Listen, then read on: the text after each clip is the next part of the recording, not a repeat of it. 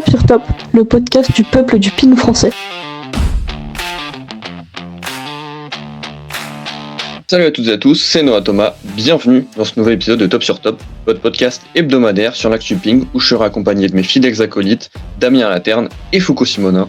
Salut Damien, comment ça va ? Bah écoute, tout va bien, en plus canicule qui va bientôt s'arrêter, donc voilà, la joie est de retour. Et puis salut Foucault, en pleine forme aussi j'espère ? Salut Noah, oui, en pleine forme, hein. On est en vacances.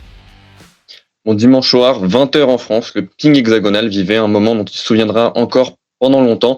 Félix Lebrun devenait le premier tricolore à remporter un tournoi du Grand Smash depuis le début de l'ère WTT et même le premier français à s'adjuger un tournoi de ce calibre depuis 1998 et Damien Eloi à Sundsvall, également en Suède, sur le circuit World Tour, ancêtre du WTT que nous connaissons maintenant depuis 2021.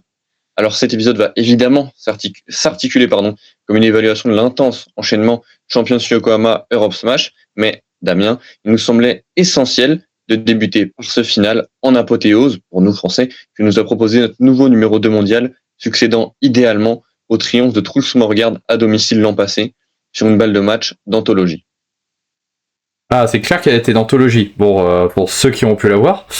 Blague à part, non franchement... Non, je parlais de la balle de match de Morgard, mais oui, cette année était aussi pas mal.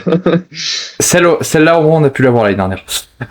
Non, alors, fin de la blague, non oui, très clairement c'est fort. C'est vraiment fort parce que très clairement on avait le Félix constant, régulier, qui arrivait à aller loin dans les tournois, avec quand même le Champions of Chongqing quand même, mais il lui manquait encore un peu cette étape-là de gagner ce match. En soi, c'est quand même une étape franchie dans une carrière. Et franchement, chapeau. En plus, un tournoi qui a été vraiment maîtrisé de A à Z. Alors, on parlera peut-être du tableau qui s'est, entre guillemets, un peu facilité par certaines grosses déceptions dans sa partie de tableau. Mais en tout cas, franchement, en plus, il a démontré vraiment d'une force technique, mentale assez incroyable. Très fort dans les momentum. Enfin, bon, bref...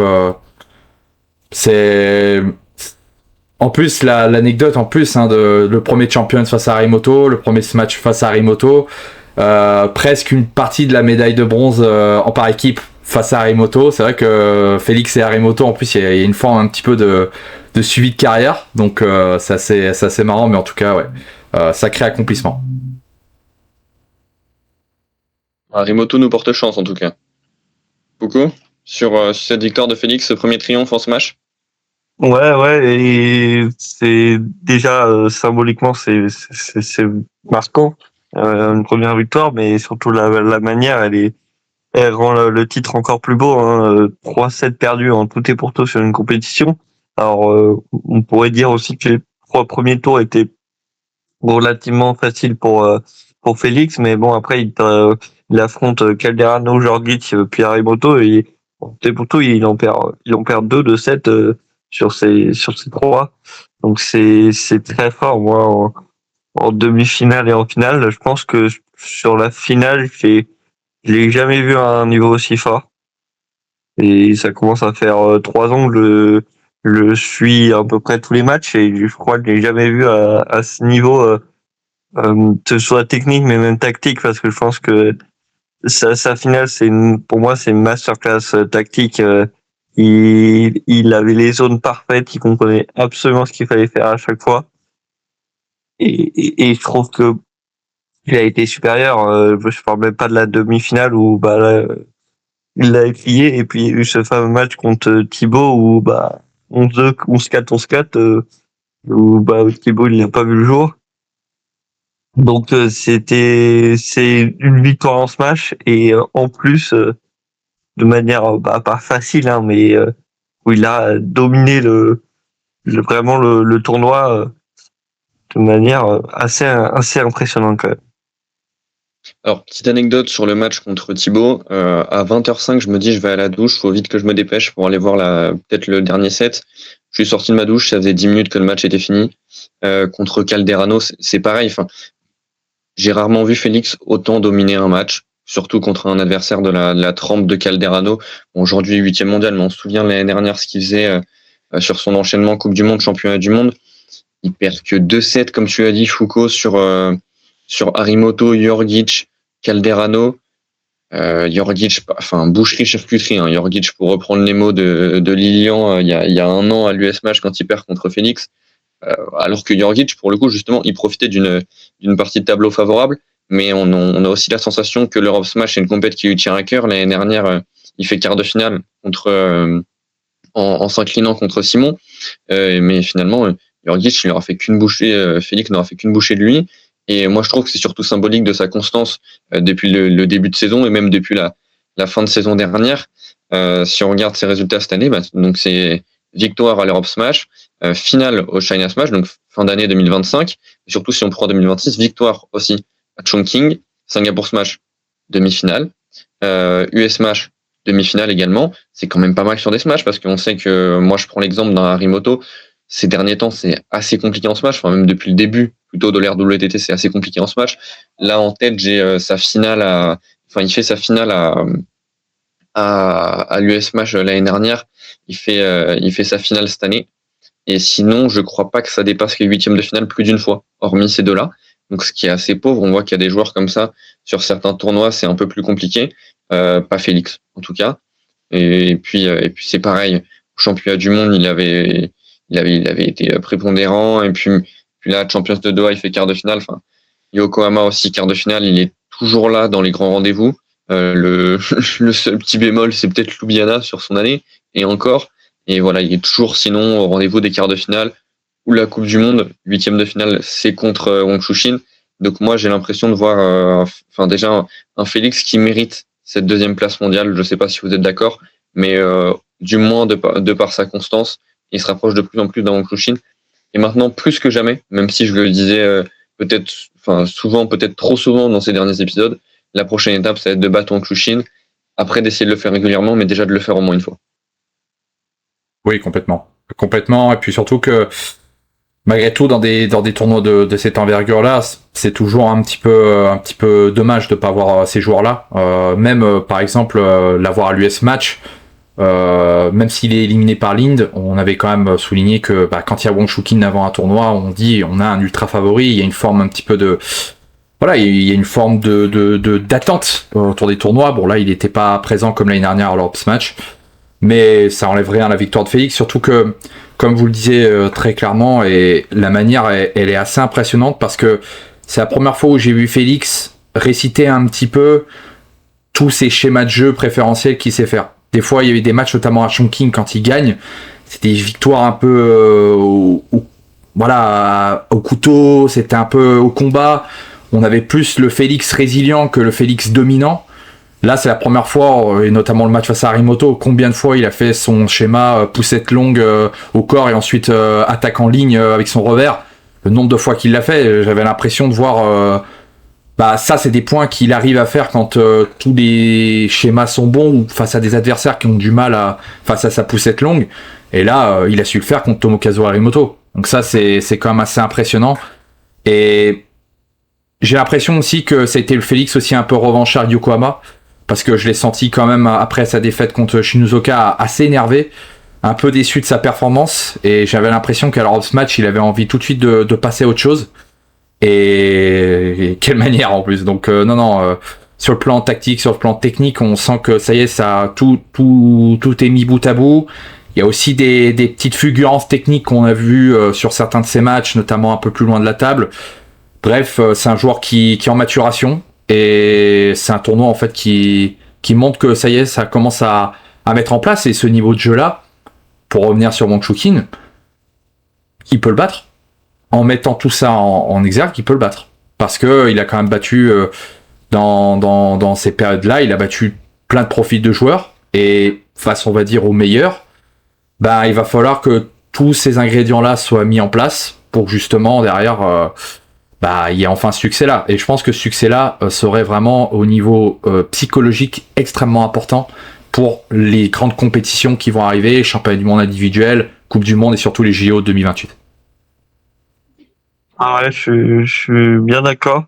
Pour la deuxième place mondiale, moi je pense que ça se joue quand même avec Matsushima, qui est aussi en pleine forme, là qui perd contre Harimoto, mais de façon très étriqué, ça s'est joué à rien. Et moi, je trouve qu'il la mérite aussi, mais en tout cas, je pense que ça se joue entre Matsushima aujourd'hui pour cette deuxième place. Mais en tout cas, ouais, je sais pas s'il voulait se rattraper de Yokohama, mais en tout cas, il a fait un super tournoi. Je suis pas sûr. Après, je suis pas sûr qu'on pourra le revoir à ce niveau-là, parce que j'ai l'impression quand même que c'était un niveau qui a jamais relâché et qui était, je trouve, extraordinaire, quoi. Ouais, c'est ça, comme tu l'as dit, c'est qu'il a aussi jamais relâché les trains sur ses adversaires. On a l'impression qu'il y avait toujours, justement, l'adversaire a toujours la pression et que même quand Harimoto prend son 7-11-5, tu te dis qu'au prochain set, Félix arrive et revient en mode rouleau compresseur. Et puis je trouve sur ce tournoi particulièrement, je sais pas, je l'avais peut-être moins trouvé, mais ça fait longtemps quand même que le service de Félix est une arme qui marche bien, mais sur ce tournoi particulièrement, quoi. Il y a Djordjic contre qui ça a super bien marché, mais Harimoto aussi, et je trouve qu'il a réussi à vachement varier ses services, et aujourd'hui, et sur ce tournoi, franchement, il en perdait pas beaucoup, hein, sur son service, hein. Et Damien, donc pour toi, place de numéro 2 mondial totalement méritée, ou tu le vois un peu au coude à coude avec un Matsushima qui, malheureusement pour lui, a croisé 2 fois la route d'Harimoto et ça n'a pas vraiment été couronné de succès pour lui sur à 2 reprises, que ce soit à Yokohama ou à l'Europe Smash. Sur la régularité, il le mérite amplement, parce que numéro 1 à la race, quand t'es numéro 1 à la race, même si peut-être que le numéro 1, entre guillemets, aurait été un Wang Shuqin s'il avait décidé de faire une saison pleine, mais malgré tout numéro 1 à la race, donc automatiquement il a ce mérite d'être numéro 2 mondial derrière Wang Shuqin. Après, sur le niveau de jeu pur, je veux quand même mettre un petit peu les deux, un peu de manière assez homogène entre Matsushima et Félix, et je dirais même que dans certains compartiments de jeu, je trouve quand même que Sora dégage une puissance, une force, un punch, un peu comme on pourrait le dire en boxe, qui est tellement létal que en termes vraiment purement techniques, j'ai un peu de mal à dire que Félix est supérieur à Matsushima. Je pense peut-être un peu l'inverse. Et ce tournoi-là change pas forcément mon état d'esprit sur ce point-là. Mais par contre, sur l'aspect saison, sur l'aspect régularité, sur cet aspect et ce que je trouve qui est impressionnant chez Félix, maintenant, il y a quasiment aucune typologie d'adversaire maintenant qui le gêne vraiment plus que ça. Ce qui était un peu le cas encore jusqu'en début d'année 2025. Là, j'ai une impression qu'il a les réponses un peu sur tous les profils. Et ça, c'est des choses, par exemple, peut-être que Sora n'a peut-être pas encore complètement. Et ce qui fait que des fois, il peut avoir du mal contre certains joueurs, sortir des tournois, même si cette année, il a été quand même beaucoup plus régulier que l'année dernière. Donc, numéro 2 mondial largement mérité. Après, sur le niveau de jeu global, je pense quand même que Matsushima est au coude à coude avec Félix, voire supérieur sur certains éléments. Ouais, parce que Sora, Matsushima, quand il est dans la zone, il est quand même vraiment impressionnant. T'as l'impression que rien ne peut lui arriver. Je pense qu'au niveau mental, quand même, même si ça s'améliore pour Sora Matsushima, quand il y a 10-4, il aura tendance quand même à vraiment lâcher le set. Il peut avoir quand même cette tendance à lâcher le set. Et ce qui va être étonnant, c'est que même quand il va lâcher un set, après, il va dire, OK, je le lâche. Et après, il se remet dedans direct. Il peut être assez étonnant comme joueur. Puis quelquefois, il va en mode un peu balèque, et puis il joue son meilleur niveau, en fait. C'est assez étonnant. Mais je pense, du coup, ouais, je dirais que au meilleur niveau de jeu, je lui mettrais Sora Matsushima devant. Mais en termes de régularité, ça me paraît plutôt mérité que Félix soit devant. Ouais, mais c'est quand même un peu ballot, je pense que vous me le concéderez, d'un coup comme ça, assez subitement, de plus être dans la zone, comme tu le dis, à 3-2, 7-0 contre Harimoto pour une place en finale de Grand Smash, pour son potentiel deuxième titre consécutif, et de totalement lâcher le set. Je crois qu'après, il prend quoi? Il prend 11-8, donc il se prend un 11-1 dans les dents sur la fin du set. Matsushima a encore à apprendre, et alors, ouais, c'est ça, 11-8, il a encore à apprendre, et même si peut-être que intrinsèquement, et encore j'en suis même pas sûr, il est au-dessus de Félix actuellement, moi je peux pas dire qu'il mérite même juste pour ce set, il mérite pas la deuxième place mondiale. Et ça me fait réviser mon jugement que j'avais dans l'épisode avec Damien de débrief de l'US Match, où j'étais dithyrambique sur lui, un des meilleurs joueurs du monde. Évidemment, il reste un des meilleurs joueurs du monde. Mais là c'est trop pour moi. J'adore Sora, mais faut pas pousser le bouchon trop loin, franchement. Je pense aussi. Pardon, excuse-moi. D'ailleurs, pour parler de son adversaire Harimoto, je pense que Harimoto, dans ceux qui sont allés vraiment très loin, je compte ceux qui sont allés en demi-finale. Je pense que c'est celui qui avait le tableau le plus dur. Hein. Parce que quand tu vois qu'il affronte un Naïf loin, même s'il l'a vraiment bien manœuvré, mais avant Togami, Uda, il a eu quand même un tableau vraiment vénère, surtout avec beaucoup de compatriotes qui le connaissent donc très bien.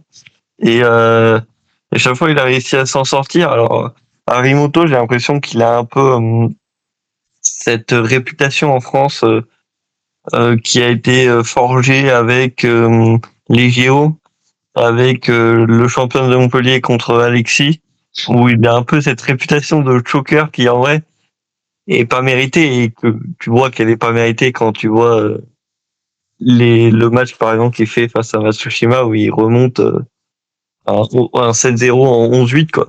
J'ai envie de te dire qu'elle est parfaitement méritée chez le grand public français au vu de ce que tu avances là. Mais c'est sûr que si tu suis un peu plus, que t'es un vrai amateur de ping ou même un japonais, bon, tu te rends compte qu'elle est un peu factice. Oui, clair.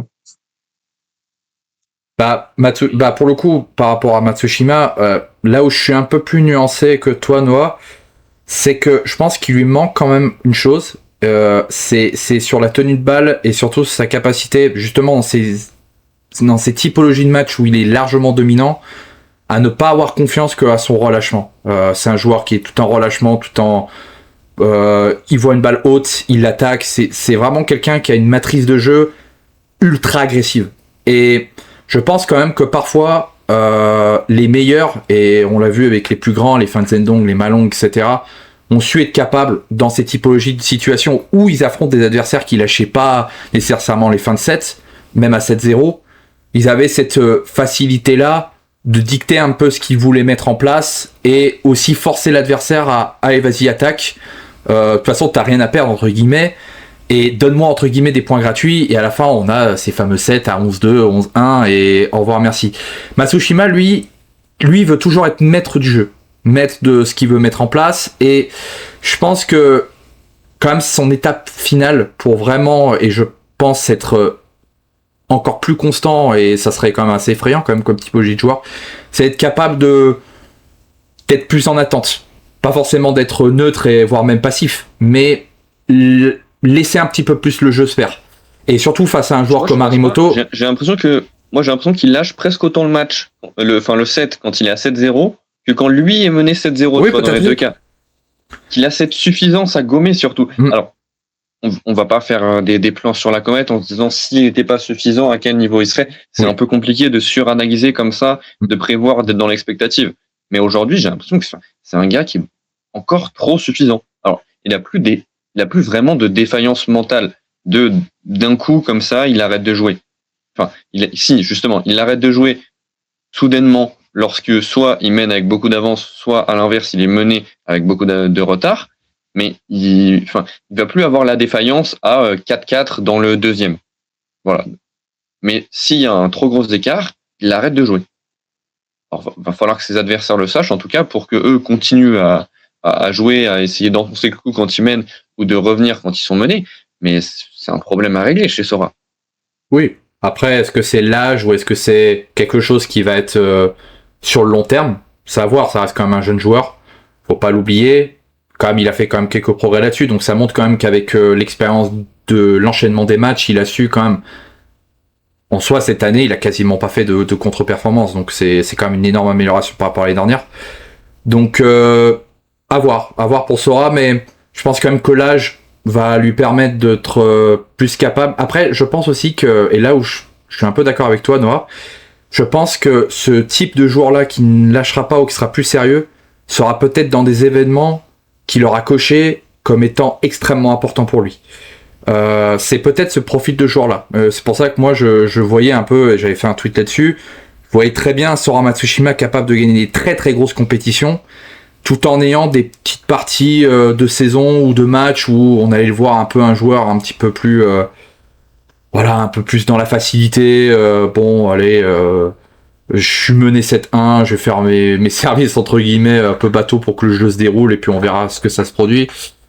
À voir, mais en tout cas après aussi, il affronte au contraire Harimoto qui lui lâche aucun point. C'est vraiment quelqu'un qui est dans une forme de constance mentale, technique, capable de rester très très longtemps dans les rallyes. Donc justement, c'est le profil de joueur qui pouvait, face à ce Sora Matsushima qui avait l'air de penser que le set était fini, de lui y croire et de faire cette remontada. Donc il y a peut-être des choses à apprendre peut-être de Harimoto. Je sais pas comment eux ils travaillent, ils collaborent ensemble ou s'ils ont vraiment de relation. Mais pour le coup, Matsushima, il a quand même un voisin, un rival de même nationalité, qui lui a peut-être moins cette fulgurance d'explosivité, de technicité. Il a pas des coups forts comme Sora Matsushima, hormis peut-être en revers. Mais c'est un gars qui s'accroche. Et surtout, c'est un gars qui, entre guillemets, a une forme de... Voilà, il a envie tout le temps. Tu sens quand il marque des points, son cri, etc. C'est quelqu'un qui a toujours envie. C'est peut-être une inspiration. Et pour ça que d'ailleurs, je trouve que Harimoto, il est très attachant sur cet aspect, quoi. Parce que bon, il a un jeu qui, je trouve, ne fait pas aimer quelqu'un. Il a un jeu où il remet beaucoup, donc il a pas un jeu, je trouve, hyper impressionnant. Par contre, il remet tout et il est très proche de la table et c'est vraiment drôle. Quelquefois, tu le vois un peu reculer et tu sens qu'il est pas à l'aise, quoi. Mais par contre, son caractère, à chaque fois, je trouve ça je le trouve très attachant. Et c'est vrai qu'il a quand même moins cet aspect, Matsushima, par contre, lui, quand il est en détente, quand il est relâché, c'est vrai que c'est assez impressionnant. Donc, dans le jeu, je dirais que, ouais, effectivement, Matsushima est meilleur. Maintenant, Harimoto, effectivement, c'est un guerrier, on l'a vu sur cette compétition. Mais c'est sûr que Matsushima il est peut-être plus attachant par son jeu, mais par contre, je sais pas Foucault, toi ce que t'en penses, mais moi c'est pas un mec que je vois lâcher une compète. C'est vraiment le mec que je vois lâcher par-ci par-là le set quand il y a trop d'écart. Parce que là, je suis sur ses meilleurs résultats là sur le classement, sur ses 8 meilleurs résultats, t'en as 7 en 2026 enfin 7 non, t'en as 7 en 2026, mais t'en as surtout 7 dont le champion de Francfort où il arrive au moins en demi-finale. C'est pas un mec qui arrive sur la compète un peu la bouche en cœur, en se disant bon je vais la jouer à moitié. Je sais pas, c'est un gars qui d'un seul coup a une défaillance mentale. Dès qu'il y a trop d'avance, il se dit que c'est plié. C'est un peu inexplicable pour moi. Ouais, et après peut-être il gagne 2-3 points et du coup là ça relance. Et c'est assez étonnant, mais oui, il peut se perdre un set par là, mais parfois pas forcément le match. Mais on voit que contre les très très grands joueurs, parfois du coup ça fait que ça passe pas. Mais oui, contre la majorité des joueurs, ça passe quand même. Mais mais par exemple, ouais, juste avant, il gagne un match hyper étriqué contre John Moodin. Ah non, ça peut être tout ça, c'était au Champions. Mais il gagne un match étriqué du coup contre Ranfur, où Ranfur, on l'a vu, il a été un peu le Suédois que la Suède a suivi, du coup, avec l'élimination prématurée de Morgard, du coup, qui a assez impressionné sur ce tournoi. Et il le bat tout juste, on le bat au 9 à la belle. Donc on voit quand même qu'il craque pas mentalement, même dans les matchs très serrés. D'ailleurs, il a fait presque que ça avant son élimination contre Harimoto. Mais c'est parfois quelques sets où il est un peu en retard et je pense que je regarde les résultats là, je pense que son match contre Penglissin est un peu la démonstration où il gagne 3-2, mais c'est deux sets perdus, c'est 11-5 et 11-2 quoi. Donc mais bon, tant qu'il gagne à la fin pour l'instant ça va, mais bon, contre les meilleurs joueurs, les 5 meilleurs joueurs de la planète, parfois ça suffit pas. Mais après, je pense on pourra clore le sujet Matsushima quand même, parce que ça fait quelques temps qu'on est dessus, mais je pense pas que ce soit un mec qui craque. Hein. C'est un gars qui c'est délibéré, c'est volontaire. On arrête. On arrête. Bon, le set doit être en 11 points, donc on va jouer les derniers points, mais qu'on passe à celui d'après. Pas besoin, c'est fini. Ouais, ça lui fait peut-être du bien mentalement aussi, donc c'est à voir. Il s'offre un temps mort un peu plus long. Peut-être, ouais. Mais sinon, avant de passer à l'évaluation plus globale, que ce soit de nos Français ou des surprises à Yokohama, parce que ça a été à Yokohama, pardon, à l'Europe Smash, parce que ça a été un tournoi quand même assez rocambolesque. C'est notre petit bijou annuel, j'ai l'impression, avec toutes ces surprises dans tous les sens et les joueurs qui se subliment. Qu'est-ce que vous avez pensé de cet enchaînement, que ce soit au Brésil avec le tournoi de São José dos Campos en fin juillet, mais surtout les Yokohama et l'Europe Smash qui se chevauchaient, avec au milieu le feeder Aviantian au Laos. Est-ce que ça fait pas un peu beaucoup? Est-ce que c'est pas ça qui nous fait un peu saturer et parfois avoir envie de plus regarder de ping, faire une petite cure de désintox? Bah ouais, j'ai jamais été fan de toute manière. C'est un peu, j'ai presque même envie de dire que c'est un peu une rengaine un peu dans tous les sports, de vouloir tout compacter et de vouloir vraiment d'une certaine manière avoir une forme de tout d'un coup. C'est vrai que comme tu le disais, on est passé un peu. C'est quand même pour les joueurs qui ont pu faire le Star Contender brésilien, Yokohama, et notamment c'est des cas d'Alexis Lebrun, Yokohama puis après l'Europe Match. Waouh, c'était entre guillemets anticipé, mais je continue à penser quand même que la qualité vient dans la rareté, dans ce phénomène. On attend un événement, on le prépare en conséquence. Ça a pu ne pas marcher, par exemple, comme a fait Morgar, par exemple. Morgar a squeezé Yokohama en se disant je veux arriver prêt pour mon événement, pour qu'à la fin, au premier tour, ils disent en conférence de presse j'étais ultra tendu. Donc en soi, peut-être que en ayant joué au Japon, peut-être que ça leur aurait un petit peu déjà, peut-être que un peu trop de préparation. Alors je sais pas comment ils se préparent, Trolls, mais pour revenir sur le sujet initial, ouais, ça fait beaucoup. Ça fait beaucoup, et surtout déjà dans des calendriers qui sont déjà gargantuesques, quoi. Donc c'est vrai que par exemple, j'ai plus suivi l'Europe Match, moi personnellement, parce que c'était à des horaires plus faciles pour moi de suivre. Yokohama, j'ai suivi d'un peu d'un œil, pour être très honnête, hormis bien sûr les derniers carrés pour les femmes et hommes, mais très clairement, ça faisait beaucoup, quoi. Ça faisait beaucoup, donc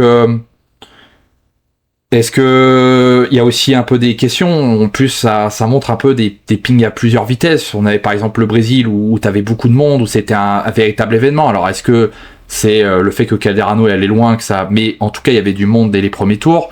On avait eu un Yokohama où c'est monté un petit peu crescendo. Damien, excuse-moi, je te coupe. Dès les qualifs, même si on avait aussi énormément de Brésiliens engagés, il y avait énormément de monde. Il y avait vraiment full, c'était bondé. Il y avait pas une place de libre. Et j'ai adoré. Ouais, voilà. Mais Yokohama où c'est monté un peu progressivement, notamment avec les exploits de leurs joueurs nationaux. Et là, le troisième cran d'événement, l'Europe Match, où même pour les finales, il y avait personne. Ça rend un peu, il y a plein d'émotions différentes, sans même l'aspect technique, l'aspect des matchs en soi, qui fait que c'est compliqué, quoi, à analyser ces périodes-là de saison. Et donc ouais, je pense qu'il y a peut-être un peu un trop plein. Je suis pas fan de toute manière. Je préfère plutôt des calendriers plus espacés où justement on a le temps de préparer l'événement, etc. C'est plus, je sais pas, c'est plus paix entre guillemets pour les acteurs, pour qu'ils puissent, je sais pas, peut-être qu'il y a des acteurs qui aiment moins cela, mais pour que ça soit placé à un endroit pour, ok, on va calibrer le calendrier pour qu'on arrive là. Ensuite, on s'accorde des repos, donc on va squeezer des tournois, et ensuite on va faire tel tournoi. Peut-être qu'il y aurait plus simple à faire. Je sais pas. Après, encore une fois, c'est des questions que je ne maîtrise pas complètement. Donc, Foucault prenne la parole. Attends, excuse-moi, je voudrais juste repréciser rapidement au niveau de l'enchaînement. On a eu donc le Star Contender São José dos Campos au Brésil du 21 au 26 juillet, sachant que au Brésil, il est 5 heures avant notre heure ici.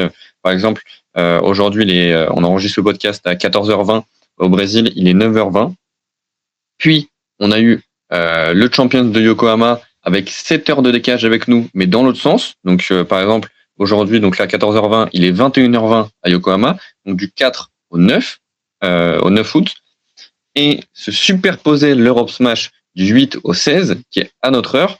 Et en plus, si on est suiveur, bon là, on ne parle plus de rythme effréné pour les joueurs, mais plus pour les suiveurs, même si on va moins s'en plaindre que les joueurs. On avait l'Europe U Smash qui débutait le 14 et qui s'achevait le 16, comme l'Europe Smash pour les grands. Et au milieu de tout ça, on avait le feeder de Vientiane, avec notamment Esteban Dor, Florian Borasso et Rémi Betlu, du 4 au 8 août. Et là, je crois, j'ai pas vérifié, qu'il y avait 5 heures de décalage avec nous. Donc, il aurait été, par exemple, là, pour le référentiel 14 heures pendant qu'on enregistre, ça aurait été, il doit être 19 heures au Laos, si je dis pas de bêtises. Donc, ça nous fait plein de, même nous, moi, à la fin de Yokohama, j'étais totalement déphasé. J'ai fait quasiment 2 jours sans ping pour me remettre un peu les idées en place et puis reprendre et réenchaîner sur l'Europe Smash. Parce que pour le coup, moi, Yokohama, j'ai pas mal regardé. Parce que je vous raconte un peu ma vie, mais pour donner une expérience, j'étais en vacances avec ma famille et donc ça me permettait de me lever dans la nuit en me couchant un peu plus tôt et puis pendant que tout le monde dormait de regarder les matchs, alors que j'essayais de profiter de ma famille pendant l'Europe Smash et que c'était un peu aux horaires de vie commune quoi. Donc voilà, ça nous donne ça bouscule et bouleverse totalement nos rythmes de vie finalement ces tournois. Alors c'est pas un problème forcément qu'il va y avoir des tournois aux 4 coins du monde, mais les enchaîner aussi rapidement, déjà pour mon organisme, c'était un peu compliqué. Donc, j'imagine pas pour un joueur à l'instar par exemple, d'un Harimoto qui a remporté Yokohama et qui a enchaîné avec une finale en Suède, la complexité de l'enchaînement. Cool, tu voulais... Ouais, moi je pense... moi en tant que suiveur, bon, ça me dérange pas tant que ça. Il y a des tournois que je regarde moins. Bon, moi je pense surtout aux joueurs là, sur ces enchaînements parce que pour moi il y a des enchaînements logiques. L'enchaînement Montpellier-Francfort, pour moi il est assez logique que tu vois les deux champions sur 15 jours. Il me choque pas, même si il y a toujours plus de monde à Montpellier qu'à Francfort, donc parfois la différence peut faire mal. Mais moi je pense surtout aux joueurs parce que là tu t'es sur 3 continents. J'ai vu quand même qu'il y a plusieurs joueurs qui avaient fait les 3. Ouais, je pense surtout aux joueurs parce que c'est un peu un non-sens. Du coup, t'es obligé d'en sacrifier une si jamais bon bah t'es trop âgé, etc.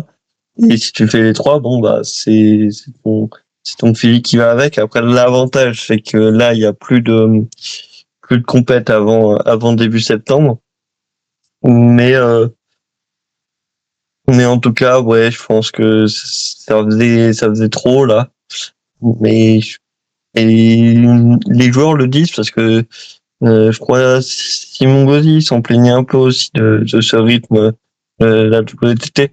Surtout que faire beaucoup de tournois, c'est encouragé quand même, hein, que ce soit via les classements, etc. Mais ouais, je pense que ça fait effectivement, je suis assez d'accord avec vous, ça a fait un peu trop, même si on a vu que bah par exemple Alexis a plutôt bien géré cet enchaînement. Et puis à titre de comparaison quand même par rapport à l'année dernière, le Champions de Yokohama avait eu lieu du 7 au 11 août et l'Europe Smash, on avait eu quand même 3 jours de répit, enfin plutôt 2 jours de répit entre les deux, avait commencé le 14 pour se terminer le 24. Donc ce qui laissait aux suiveurs, mais surtout aux joueurs, comme a dit Foucault, tu avais raison d'accentuer, surtout sur le traitement des joueurs, le temps un peu de se reposer au moment de pas être trop déphasé. Bon, donc si vous le voulez bien, on va enchaîner sur une évaluation pure et dure quand même, parce qu'on a eu donc ces 2 tournois qui se sont enchaînés. Déjà toutes les surprises de Yokohama, de l'Europe Smash, parce qu'on peut pas parler de l'Europe Smash sans évoquer la ribambelle d'exploits et de prouesses dont il nous a gratifié. D'un Ranfur qui a admirablement rempli le flambeau laissé par un trou qui s'est éliminé dès le premier tour, vraiment très prématurément par Ovtcharov. C'était la surprise du premier tour, finalement, même plus que d'autres performances. Là, cette contre-perf nous a tous laissé bouche bée, en passant par 2 Allemandes, Kaufmann et Mittelham, qui intègrent respectivement le top 40 et le top 30 après leurs nombreuses perfs, jusqu'à une Peng Yuan exemplaire passée par les qualifs, avant d'échouer en quart face à la future vainqueur Wang Mengyu, qui va elle aussi atteindre son meilleur classement. Puis sans oublier la tonne de huitièmes et de quarts de finalistes, surtout masculins, qu'on n'aurait jamais soupçonné d'arriver à ce stade. Bon, j'ai en tête un Jorgic, Jorgic peut-être un peu plus, mais j'ai en tête surtout un Omar Assar par exemple. Donc voilà les gars, quelles ont été les surprises qui vous ont le plus marqué sur cette édition 2026 de l'Europe Smash? Bah moi ils sont deux. Je parle des surprises positives de Ranfur et Peng Yuan chez les femmes. Ranfur parce que jeu ultra typique. Déjà c'est très rare de voir des joueurs aujourd'hui des joueurs masculins servir que revers. On voit beaucoup plus chez les femmes par exemple. Avec des services revers en plus. Bon, tout le monde aura son qualificatif, le lancer, etc. Bon, ça reste des services où t'as l'impression de lancer un dé. Tu sais pas trop qu'est-ce qui va t'arriver, mais en tout cas, hormis cela, c'est quand même un joueur qui est arrivé avec en plus un jeu vraiment très atypique. Et en soi, c'est bien de voir des cultures de jeux différentes. On en voit souvent quand même pas mal en Suède de ces typologies de joueurs. Un joueur qui est très compact sur le coup droit, mais qui par contre en revers, on a l'impression de voir un joueur de tennis.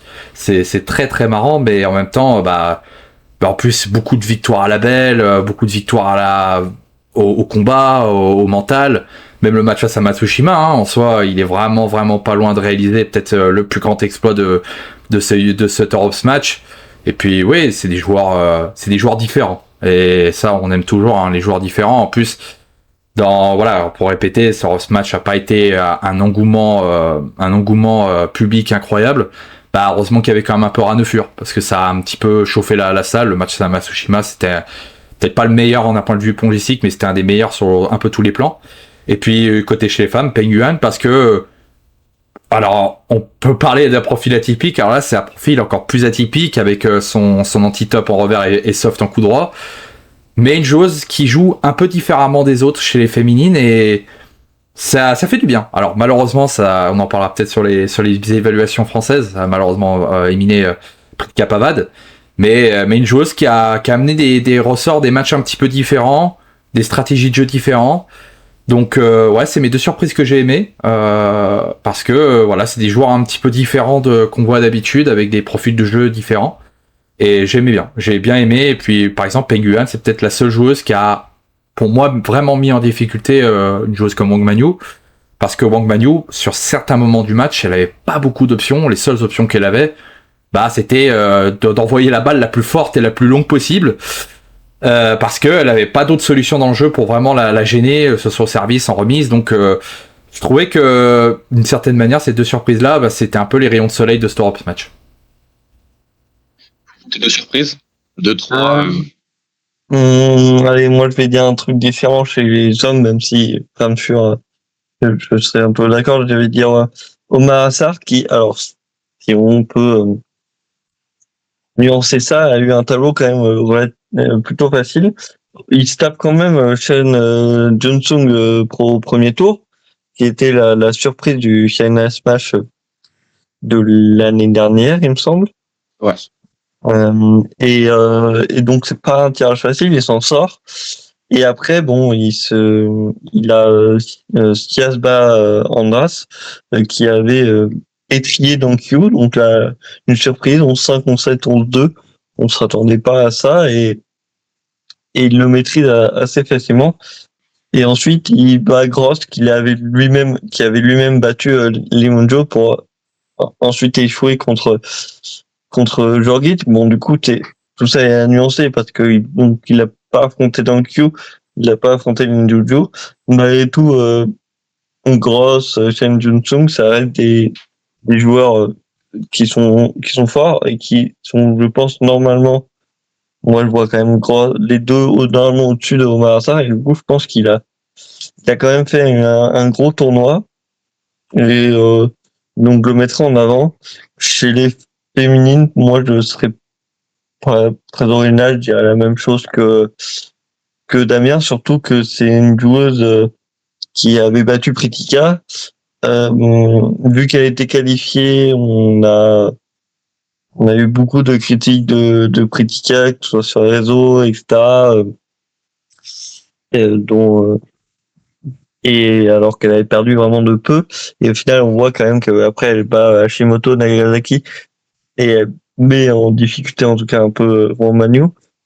Donc, en tout cas, on peut pas dire autre chose. Alors, on aurait pu souligner aussi le parcours de Annette Kaufmann, mais pour moi, la véritable surprise, en tout cas, le véritable beau parcours chez les féminines, c'est Peng Yuan. Alors, moi, les gars, surtout ce que je trouve assez hallucinant par rapport à ce smash, et même d'ailleurs, on l'avait déjà remarqué l'année dernière, c'était un tournoi assez surprenant. On avait eu des perfs dans tous les sens de la journée, ça aurait pas suffi. Bon, là, c'était peut-être un peu compliqué comme c'était les vacances, mais ça aurait pas suffi de toute façon de faire un récap perf. Il en aurait fallu 2 ou 3 dans la journée. Mais là, quand Foucault déroulait le parcours, par exemple, dans Marassar, tu trouves sur son parcours 2 autres joueurs qui ont déjà fait d'immenses perfs sur leur match précédent. Et ça, on en retrouve plein. Bah, déjà, Ovtcharov, Morgard, Dankyu, Csaba András, Lin Yunyu qui perd contre Jonathan Gross. Et d'ailleurs, Lin Yunyu, on peut aussi l'évoquer. C'est après son début de saison canon, on a un peu l'impression que c'est un petit pétard mouillé. On va pas exagérer, mais il connaît quand même quelques difficultés là pour enchaîner et réussir à être un peu plus constant. Oui, après, avec Lionju, il y a toujours la question physique. On sait quand même que chaque fin de saison, c'est toujours compliqué pour lui. L'année dernière, il avait des problèmes un peu partout dans le corps. Là, il avait réussi un gros début de saison parce qu'on avait l'impression que physiquement, ça allait mieux. Bon, là, est-ce que c'est plus une question de ressenti de balle ou une question physique où il est moins à l'aise, plus crispé, des douleurs? C'est toujours pareil, hein, c'est compliqué. On sait que son niveau de jeu, c'est pas de perdre aussitôt dans les tournois. Mais voilà, on n'est pas à la place des athlètes. Mais c'est vrai que moi encore, j'ai envie de dire, Lin Yunju, pour moi, c'est même pas le plus gros flop. Pour moi, le plus gros flop, c'est Truls Morgard, parce que surtout que le storytelling qui avait été un peu envoyé par Truls, c'était je squeeze une grande majorité des tournois pour me préparer pour le Rose Match, pour défendre mon titre, et sans retirer Odjarov, je suis peut-être un des plus grands fans d'Odjarov en France. Odjarov, certes, fait un bon tournoi, mais normalement, le Truls à son meilleur niveau ne doit jamais perdre contre Dmitry Odjarov aujourd'hui. Et là, franchement, son match est incompréhensible. Son match est incompréhensible. Il est neutre, et c'est rare de voir Truls Morgard autant neutre. À la limite, des fois, ça peut être des matchs où on le sent pas impliqué. Là, en fait, on le sentait impliqué, mais on le sentait presque un peu presque limite tendu. Et c'est pas un joueur qui joue tendu normalement. Et là, vraiment, presque, on a l'impression qu'il s'est peut-être mis trop de pression, mais en tout cas, ouais, pour moi, c'est le plus gros flop chez les hommes, plus que Lin Yunju, parce que là, pour moi, Truls, moi, j'attendais la demi-finale Truls, soit Félix, soit Hugo Calderano. Moi, je voulais cet affrontement, je voulais Truls aller dans les derniers carrés, que ça chauffait un peu la salle. Et là, en plus, sur un non-match, quoi, un non-match où Odjarov a fait de la diagonale revers tout le temps, et il a gagné ce match, quoi. Presque, Odjarov, il a dû se demander, je m'attendais à un plus gros combat, quoi, au minimum.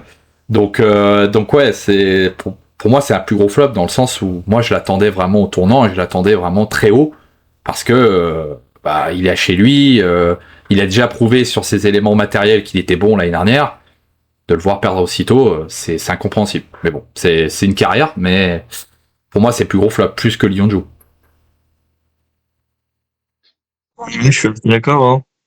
Pour moi, Morgard, c'est le plus gros flop. Ah oui, après, oui, Lin Yunju, il fait pas une bonne compétition du tout. Mais moi, je dirais en flop aussi Dankyu quand même, parce que, mais bon, à la limite, il joue contre un joueur avec une plaque particulière, avec un jeu particulier. Donc, Morgard, il joue contre un adversaire qu'il est censé bien connaître. Et ouais. Ils ont déjà joué de nombreuses fois ensemble, ouais.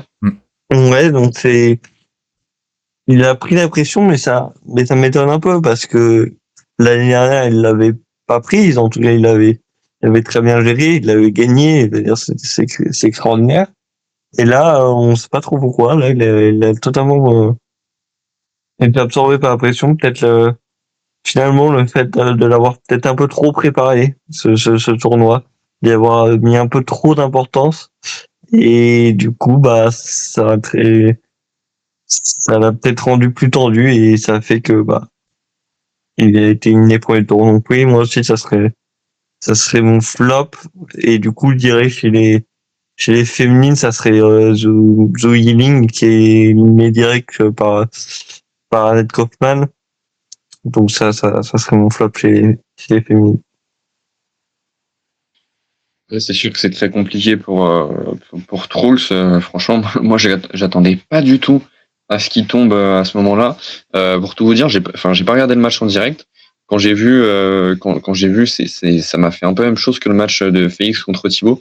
Quand j'ai vu le message de Damien sur notre groupe pour dire faire le post de la défaite de Trulls et de la victoire d'Ovtcharov, je pensais que le match n'avait même pas commencé. Et prendre 3-0 aussi violemment, après quand j'ai regardé le replay, en fait Ovtcharov a parfaitement appuyé sur les failles aussi minces qu'elles soient de Trulls. Trulls n'a pas réussi à mettre son jeu en place et puis ouais, dévoré, assailli par la pression et d'un autre côté, c'est pas si surprenant quand on sait qu'il avait pas joué un match officiel depuis depuis l'US Match et avant l'US Match c'était les championnats du monde par équipe. Donc pour le coup, alors qu'on parlait du calendrier effréné il y a à peine 10 minutes avec l'enchaînement José dos Campos, Yokohama, Europe Smash, lui mériterait peut-être un peu plus de rythme. Parce que là, on avait l'impression que c'était plutôt Malteux qui jouait, qui était à la table plutôt que Trux. Ouais, c'est pas le niveau de Malteux. Mais non, non, blague à part. Non, oui. Non, et puis assez d'accord pour revenir sur Zhou Yuling aussi, et même un peu inquiet, plus inquiet quand même sur Zhou Yuling, par exemple chez les femmes que Trulls. Je pense que Trulls, c'est le genre de joueur qui est capable de passer autant à côté et d'écraser les championnats d'Europe en fin d'année. Voilà, c'est à profit de joueurs comme ça. Il est à la motivation. Il a aussi quelques petits soucis physiques. En tout cas, c'est ce qu'il avait dit après le championnat d'Europe par équipe, le championnat du monde par équipe, pardon. Donc bon, peut-être qu'il y a un peu ces aspects-là. Mais c'est vrai que Zhou Yuling, c'est un peu plus inquiétant dans le sens où elle a un certain âge. Elle a eu quand même des complications de santé, des grosses complications. Donc, je pense que en plus face à une jeune joueuse qui, on le sait, Annette Kaufman est peut-être la joueuse européenne la plus talentueuse aujourd'hui parmi les jeunes qui montent un petit peu dans les champs du ping, c'était un marqueur. Ça peut être un marqueur parce que c'est des défaites que Zhou Yuling nous habituait pas. Zhou Yuling, entre guillemets, c'était minimum quart de finale, demi-finale et perdre contre les toutes meilleurs joueurs du monde ou les battre même. Là, ça commence à enchaîner quelques moins bons tournois. Aussi, je trouve que physiquement, déjà que c'était pas, je trouve sa force, je trouve que ça devient encore plus difficile pour elle. Donc, à voir comment ça va être sur la fin de saison. Mais c'est clair qu'on est passé d'une saison 2025 qui était magique pour elle, d'un début de saison qui avait très très bien commencé à Doha. Et c'est le genre de tournoi où je me dis, j'espère que c'est juste contextuel et que c'est pas plus à long terme, parce que dans cette optique dans cette optique d'un top 10 relevé, c'est vrai que peut-être qu'on est en train de voir une légère stagnation, voire baisse de Zhou Yuling, plus inquiétant quand même que Trulls. Pour le coup, je te trouve un peu dur. J'allais dire que ça commençait à se voir parce que ça se reflétait bien au niveau du classement mondial puisqu'elle commence à reculer. Là, elle est 9e mondiale et elle est pas si loin même de la 12e place. Mais d'un autre côté, l'année dernière, en fait, sa saison, elle commence quand? Elle commence à partir surtout de l'US Match ou c'est là qu'on a tout le storytelling aussi, et c'est normal, hein, bien évidemment, je ne remets pas ça en question, mais autour de son cancer qu'elle a combattu, et puis elle fait une très bonne fin de saison, elle arrive vraiment en boulet de canon, et puis elle continue sur sa lancée à faire un très bon début de saison 2027, que ce soit 2026, pardon, surtout sur l'enchaînement Champions de Doha, Contender de Doha, où elle remporte les deux, mais finalement, j'ai un peu l'impression que c'est comme Lin Yunyu, tu vois. Lin Yunyu a ses problèmes physiques. Zhou Yuling est pas non plus toute jeune. Maintenant, là, elle est dans un petit creux. Je pense que non, faut pas être trop alarmiste, même si c'est sûr que moi, j'ai plus envie de mettre Annette Kaufman en valeur plutôt que de descendre Zhou Yuling. Je dis pas que c'est ce que tu fais, mais en tout cas, moi, c'est pas du tout ce que je ferais. Sur ces 4 dernières défaites, on a Ayata, Juche Onui à l'US Match, Wang Yidi et Annette Kaufman. Et puis Annette Kaufman, c'est à la belle. Donc, moi, comment? Non, ça reste des très bonnes joueuses, même Annette Kaufman, attention. En plus, j'aime beaucoup la joueuse, j'aime beaucoup. Voilà, c'est quand même une championne, c'est pas une championne du monde du 19 pour rien, quoi. Donc, non, voilà, très clairement. Mais c'est des défaites, je trouve que peut-être que j'accorde trop d'importance sur l'aspect symbolique. Que quand elle perd contre Inayata, Bongidi ou ces joueuses-là, dans le sens où c'est des joueuses que, même dans ses meilleurs niveaux, elle peut perdre. Là, même si c'est qu'à la belle, j'ai ressenti le match où sa constance de jeu, sa constance technique ne suffisait plus. Voilà. Après, c'est peut-être encore une fois, peut-être la table, la balle, il y a beaucoup de choses, peut-être aussi elle moins en forme. Voilà. C'était mon flop chez les féminines et peut-être plus gros flop dans le sens où, pour moi, c'est une défaite qui, moi, j'ai envie de suivre un petit peu ce qui va se passer derrière. Voilà. Après, peut-être que je m'enflamme un peu trop. Quoi, ton flop chez les féminines, c'est aussi The Guling, t'es inquiet pour elle ou pas? Ouais, pour moi, moi je l'ai dit, c'est mon flop. Pas particulièrement inquiet parce que je regardais du coup avant ses derniers résultats. Bon, elle est née en quart du Champions. Avant, elle fait un bon contender, un bon star de Ljubljana, mais surtout et un bon contender de Zagreb, quoi. Donc, non, je sais pas, je pense pas que je suis inquiet, je pense que ça fait partie de la construction. Avant, elle gagne championne de Doha, star contender de Doha. Voilà, et ça, c'était début 2027, et après, c'est là que ça commence, à partir du tournoi pour Smash, où elle perd contre Winter, où ça commence à être un peu moins bien, même si elle fait quand même des résultats pas mauvais. Non, moi, je pense que je suis pas particulièrement inquiet. Si on devait dire un joueur, moi, qui commence à être un peu inquiet, ça serait peut-être Simon. Je pense que il a la chance que Flavien Coton ne performe pas en ce moment parce que il est un peu un creux de la vague depuis les mondiaux, depuis l'après-mondiaux. Mais moi, ces résultats, moi, à Simon, il commence un peu à m'inquiéter pour le coup. Ouais, si tu veux, on peut passer directement à l'évaluation des Français, même si je voulais commencer par Alexis, mais Simon, c'est très bien de commencer par lui. Yokohama, Europe Smash, 2 premiers tours et puis s'en va, vraiment dans l'ombre de sa campagne 2025, que ce soit à l'Europe Smash où c'était lui qui avait atteint la dite demi-finale que les Français atteignent toujours depuis début 2025, ou même à Yokohama où il avait un peu sauvé les meubles. Ouais, puis surtout que sur le match de Ouda, il y a une déception parce que il mène quand même 8-0, hein, premier set contre Ouda. Il le mène 8-0 et il le perd, je sais plus, 12-10. Ça fait mal. Ça fait mal, et même s'il y a eu des fulgurances, comme on le connaît de Simon, il y a des fulgurances techniques, il y a des moments, notamment en revers, un peu suspendus, quand il a mis distance avec son revers. J'ai quand même l'impression que, je sais pas, il est un peu moins fringant. Je le trouve moins fringant, je le trouve moins en capacité. Par exemple, l'US Match, quand il avait perdu contre Alexis, on était sur un match quand même de sa part de qualité, et on avait des raisons de dire bon, il perd contre Alexis Lebrun.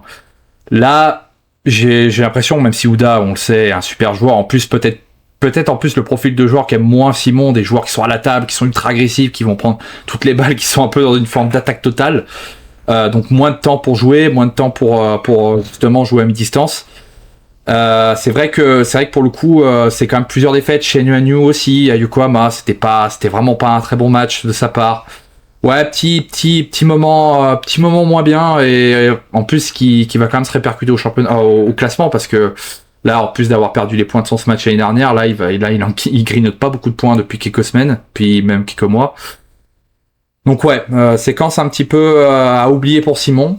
On espère que ça sera pas, on espère que ça va vite un petit peu se stopper à partir de septembre.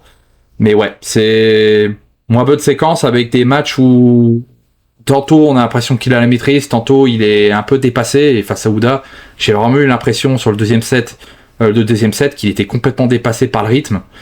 Et je me dis, voilà, c'est attention, parce que des joueurs comme Ouda, vu que ça baisse au classement, bah c'est peut-être des profils de joueurs qu'il va affronter direct au premier tour, et faudra être tout de suite dans le coup des premiers matchs, quoi. Et ouais, c'est un peu la déception française pour moi quand même. Excuse-moi Foucault, je voulais juste corriger parce que j'ai dit que l'année dernière à Yokohama il avait un peu sauvé les meubles.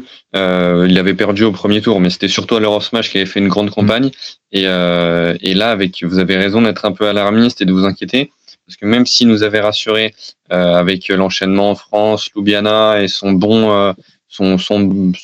2 bons matchs à l'US Match, il va quand même redescendre assez bas au classement. Il sera à peine dans le cut pour les Smash, puisqu'il devrait, là, après l'expiration de ses points de l'Europe Smash 2025, il devrait passer juste devant Elias Ranfur, 36e mondial.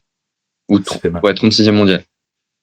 Ouais, avec comme meilleur résultat, finalement, une demi-finale de Star Contender. Ou 35e. Et oui, là, déjà avant même la suppression des points de l'Eurosmash de l'année dernière, il passe derrière Thibaut, donc c'est plus, symboliquement, ce n'est plus le 3e français.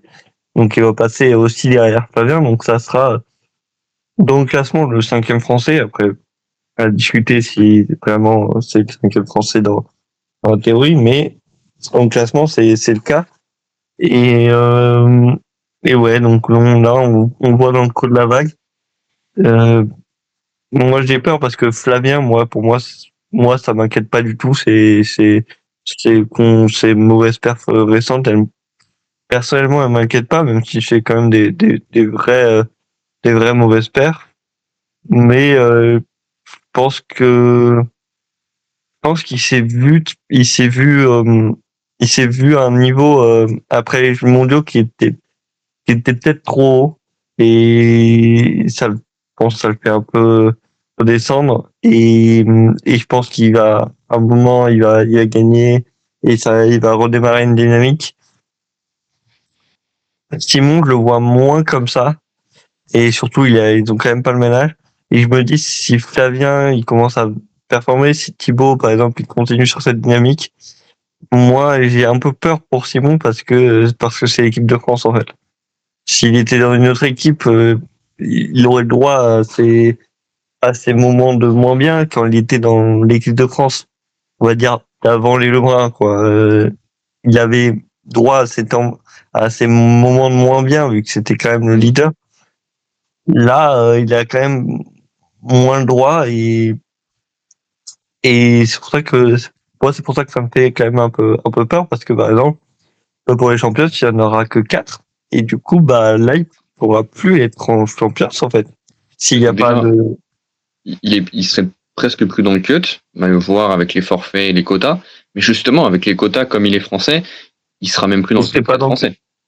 Il serait pas dans le top 4, du coup il serait là, faut qu'il y aille. Il a déjà fait cette remontée de je vais sur des feeders, je vais en finale, où je le gagne, et il est déjà remonté comme ça, donc à voir s'il en est de nouveau capable d'aller, peut-être pas sur des feeders, mais sur des contenders, des star contenders, faire des gros résultats pour ensuite remonter. À voir.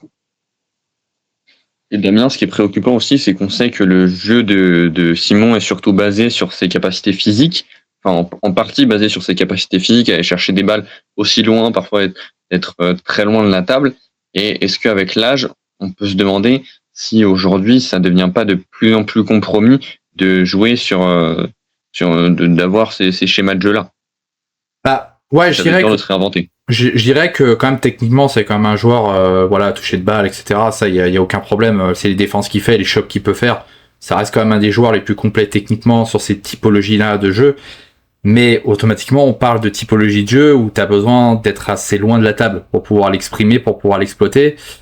Et c'est vrai que t'as pas tort d'insister là-dessus. Je pense que son corps lui permet de pouvoir exprimer cette qualité-là.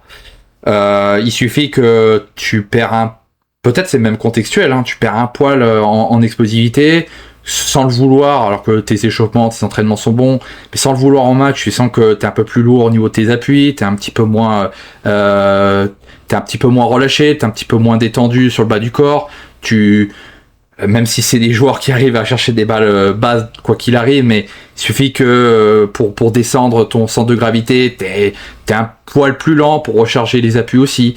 Donc c'est vrai que il y a peut-être un peu une explication là-dessus. Moi, sur le match face à Ouda, j'ai eu une différence d'explosivité, quoi. On avait un Ouda qui était partout sur la table, il pouvait prendre toutes les balles coup droit, on a l'impression que il était sur ressort.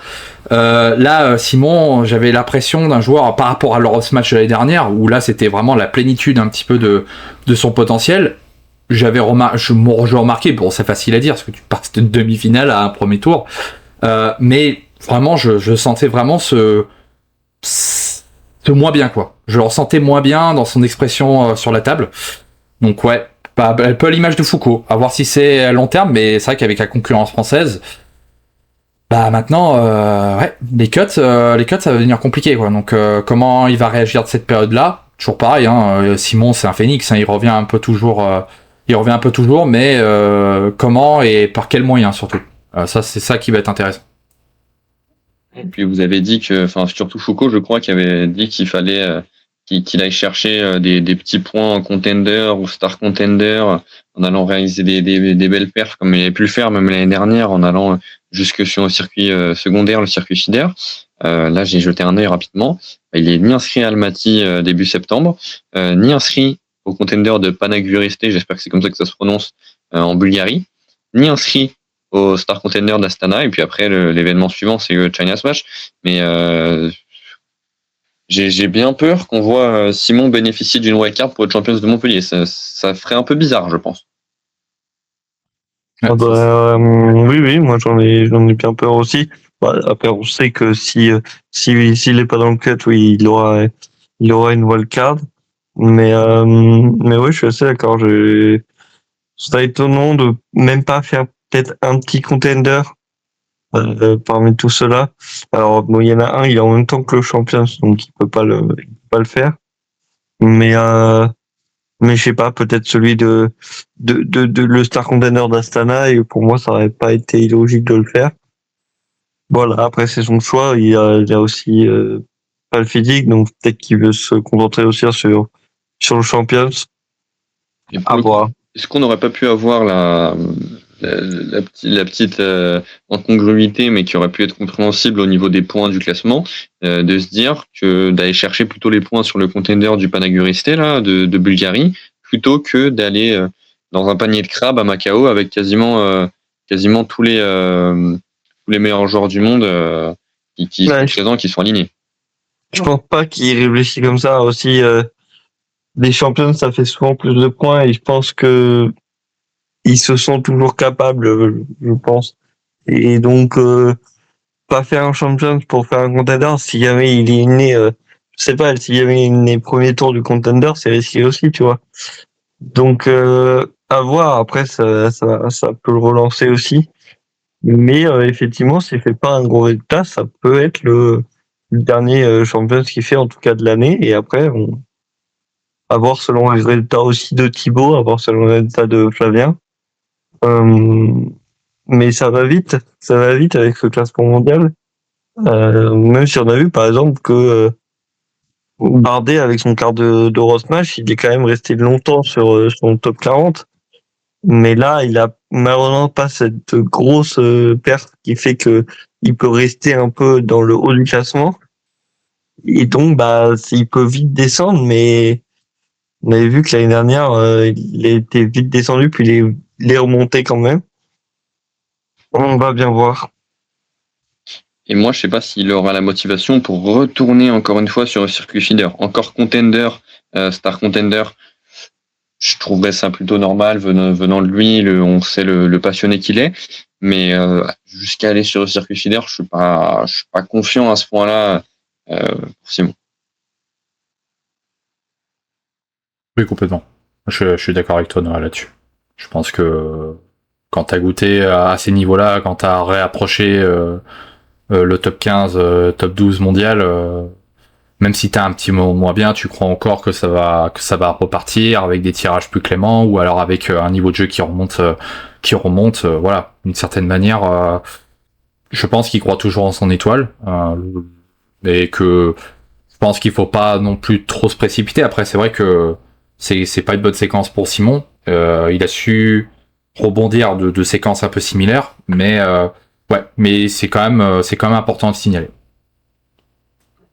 Et je pense qu'on peut poursuivre donc notre évaluation avec Alexis Lebrun. On a parlé beaucoup de son frère en introduction, en début de podcast, mais lui, il a vraiment pas chômé cet été. Il a surtout été performant sur 3 continents et puis il retrouve son meilleur classement, 9e mondial, en enchaînant donc finale au Brésil. Lui, ça lui a pas vraiment posé de problème. Hein. Le calendrier est freiné. Finale au Brésil à São José dos Campos, quart de finale à Yokohama et à l'Euro Smash.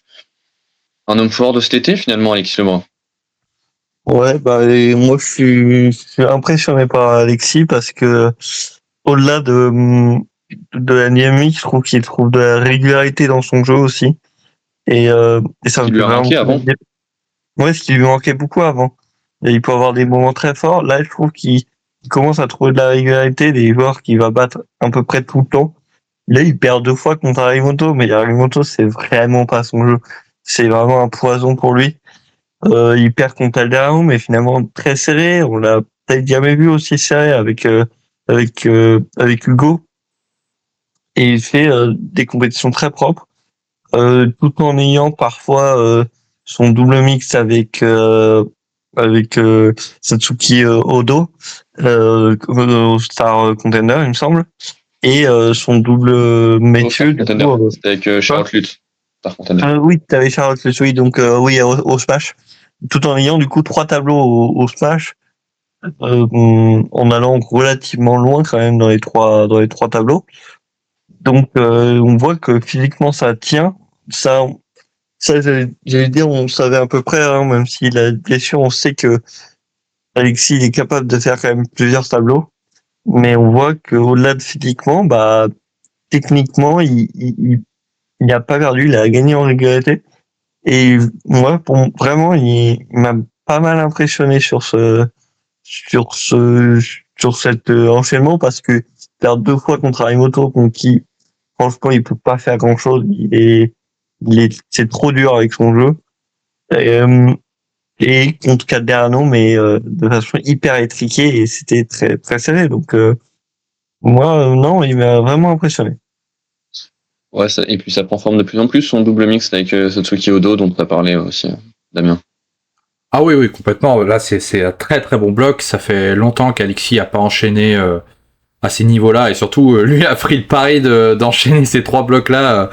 C'est fort. Parce que moi, quand j'avais entendu ça, j'ai fait waouh, il y aura quand même peut-être un tournoi où ça va... Peut-être même pas que sur le plan physique, mais même mentalement, hein, d'enchaîner à prendre des jet lag dans tous les sens... Ça fatigue quand même un peu le corps, ça fatigue un peu l'esprit, même si ça avait été anticipé, tout n'est pas anticipable non plus. Donc non, franchement, c'est très fort. Il y a de la progression dans certains compartiments de jeu, il y a des forces qui sont toujours là. Un peu à l'image de Félix, il aime bien aussi ces typologies de schéma de jeu où il arrive avec un revers en ligne. Ça, c'est des applications de jeu que les deux aiment bien, et ça, il a pu vraiment bien le reproduire. Et j'ai envie de dire que ces 2 défaites contre Arimoto, c'est aussi des défaites intéressantes parce que ce que j'avais un peu souligné sur les réseaux, je pense que c'est le profil de joueur qui montre un petit peu aussi les étapes encore à franchir. Dans cet aspect que face à Arimoto, quoi qu'il arrive, hormis si tu as des gammes de service et si tu arrives à faire un match tactiquement parfait, tu vas, quoi qu'il arrive, avoir une balle qui va revenir sur toi. Tu sais pas comment, tu sais pas pourquoi, des fois... T'as l'impression d'avoir vraiment tout bien exécuté, mais c'est un joueur qui est d'une précision. En plus, il arrive toujours à la fin à arriver dans ses schémas de jeu en revers diagonal. Et c'est ces profils de joueurs où hormis à Montpellier, dans un match un peu rocambolesque, fou, avec une ambiance, sur d'autres contextes, il n'a pas encore, je trouve, toutes les cartes en main sur sa Arimoto là. Mais c'est pas des mauvaises défaites. Ça reste des défaites quand même où des sets sont un peu étriqués, où il manquait... voilà, on rappellera toujours du premier set de Yokohama où c'était voilà je crois c'est le 2e set ou le 3e, je me rappelle plus, à Yokohama où il menait largement et puis se remontait. Mais Je pense quand même qu'il y a des dimensions de jeu à apprendre, mais malgré tout, final, quart, bah, si on prend comptablement, c'est des points, c'est des perfs, c'est battre Lee Chin-Hong, quand même, qui pourtant je trouvais un bon Lee Chin-Hong sur l'Europe match. Donc ouais, c'est une bonne séquence. Son double avec avec Félix, pardon, quand même il regagne en plus en ayant fait des matchs impressionnants. Le double avec Odo, toujours pareil, hein, je pense qu'il y a une forme de compréhension du jeu qui se met en place, et comme je disais auparavant, j'aime bien ces typologies de duo, mais ça montre aussi à quel point qu'Alexis est en forme physiquement, qu'il peut enchaîner. Donc non, ouais, c'est bien, c'est une très bonne séquence, c'est des blocs qu'on avait envie qu'Alexis fasse, en termes de régularité de performance, et ça augure de bonnes choses pour le prochain bloc, avec notamment Macao, avec d'autres tournois, Montpellier, les championnats d'Europe, etc. Donc, on a un bon Alexis sur cette fin de saison, et en plus, il gagne des points pour espérer être dans le cut pour les finals. Et pour revenir juste 2 secondes sur les matchs contre Harimoto, je pense que c'est un des meilleurs joueurs qui, sur Ballot, quoi. Il t'en rate pas beaucoup, il en a raté une face à Félix. C'est ça qui est marrant, mais contre Alexis, il en a raté aucune. Et c'est ça aussi qui est un peu particulier, c'est que Alexis, il peut pas gagner ses points en ballot, parce que même s'il revient, il va trouver des zones à chaque fois. Et on a vu le point où Alexis fait des sauvepages miraculeux, mais il est en confiance, il s'en fout, ça revient, ok, tu la remets là. Et donc je pense que c'est sur ça aussi que Alexis peut être en difficulté sur ces matchs face à Harimoto. Ouais, et puis contre Harimoto, faut pas non plus être trop critique envers Alexis, je trouve, parce qu'il perd 8-7 sur 8, c'est vrai, mais il y en a 6 sur les 8 qui se jouent, qui perd à 2 points d'écart. Donc 11-9 ou plus, il en perd un 11-4 à 11-7, et puis t'as des 19-17, tout ça. Donc bon, on va pas faire les résultatistes à la noix et à seulement parler des résultats dans les 7, mais en tout cas, c'était vraiment serré à chaque fois, et quand on voit qui a un 7 justement qui mène 8-0, il va falloir qu'il trouve, il y a une clé tactique à peut-être trouver, arriver à peut-être jouer en rythme, le décaler plus dans le coude ou quelque chose comme ça, mais en tout cas, c'est pas irrémédiable contre Harimoto. Loin de là. Il a déjà gagné d'ailleurs, hein, contre Harimoto. Oui, il a déjà gagné à Montpellier, il avait déjà gagné. Il avait déjà gagné en 2022, il avait déjà gagné à Tunis, en 2022, 3-0. Donc, je pense qu'en plus, avec comme il est en train de progresser énormément au revers, il y a quelque chose à faire contre lui. Et puis surtout qu'on est sur un énorme bloc là qui nous a fait entre le Brésil, Yokohama et l'Europe.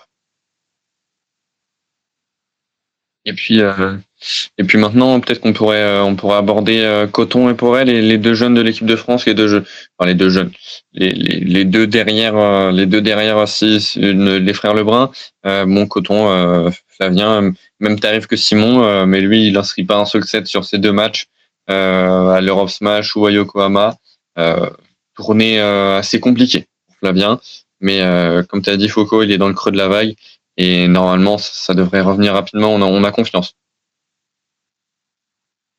Ouais, après, pour moi, c'est 2 défaites différentes. Face à Félix, c'est une défaite d'un joueur qui est plus fort que lui encore, qui a un peu plus de cartes en main, qui d'une certaine manière est un des seuls aujourd'hui, enfin en tout cas qui est capable, Félix, de tenir sur les grosses démarrages de Flavien en revers.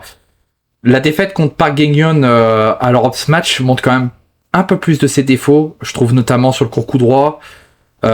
S'il n'arrive pas à flipper, alors je sais pas si c'est une question de timing, si c'est une question matérielle, si c'est une question ou tout simplement, mais j'ai l'impression qu'à chaque poussée de coup droit, la balle elle monte énormément, et sur des joueurs même comme Park Geng-hyun, c'est quand même des gros défauts, quoi. On avait déjà parlé un peu de Flavien, de son déplacement quand même qui s'améliore au fil du temps, etc., qui devient de plus en plus capable de briller un petit peu plus loin de la table, etc., notamment sur son revers. Mais sur ces dimensions de petits jeux, je sens encore qu'il y a des gros manques. À voir ce qui va être, ce qu'il y a d'autres soucis ou d'autres plans en ce moment. Et moi, je trouve quand même que le manque de petits jeux chez Flavien me dérange un peu dans le profil où il a des très très gros points forts, mais en même temps des points faibles où j'ai l'impression que ses adversaires arrivent bien à mettre en place. On avait parlé notamment à l'US Match, sa défaite contre Takar, où il était en grosse difficulté sur les latérales de Manaf Takar. Bah, Parkingen est peut-être moins de services un petit peu un peu inédit, mais par contre il a su bien l'orienter vers le coup droit, et Flavien a quasiment jamais eu ces séquences de jeu où il est placé sur la table et diagonale revers, et puis il étend son bras et avec ses balles qui arrivent loin, puissantes. C'est une mauvaise séquence qui peut conclure rapidement, mais qui met en exergue quand même des faiblesses à travailler, je pense, pour l'avenir, parce que sur le championnat de monde par équipe, on a vu le Flavien tout feu tout flamme mettre en exergue tous ses points forts, en plus avec, j'ai l'impression, un double attribut balle, table, etc. Et aussi lui était dans la zone sur le plan du jeu. Quand il est dans une forme un peu plus moyenne, on remarque un peu plus vite ses défauts. Et c'est des choses que je pense qu'il doit travailler, et je pense qu'il s'attelle à travailler. Depuis sa victoire donc à Tunis, au Contender de Tunis, là, c'était fin mars, pardon. Il enchaîne avec les championnats du monde, donc où il brille, et puis 4 défaites à la suite au premier tour. Donc que ce soit à Skopje, à l'US Match, à Yokohama ou à l'Europe Smash, c'est quand même une mauvaise passe pour Flavien, faut le dire. Ah oui, non, mais en plus, c'est pas que contre des gérants du circuit ou des très très bons joueurs. Bah, quand c'est un Kwasi Aruna, on sait quand même qu'il est moins en forme, donc ça, c'est quand même une surprise. Un Manaf Takar, qui peut surprendre des joueurs forts. Il avait notamment battu, il me semble, Alexis. Mais on voit pas, c'est pas des joueurs les mieux classés, quoi. C'est pas des joueurs du top 10, du top 20. Ni Park non plus.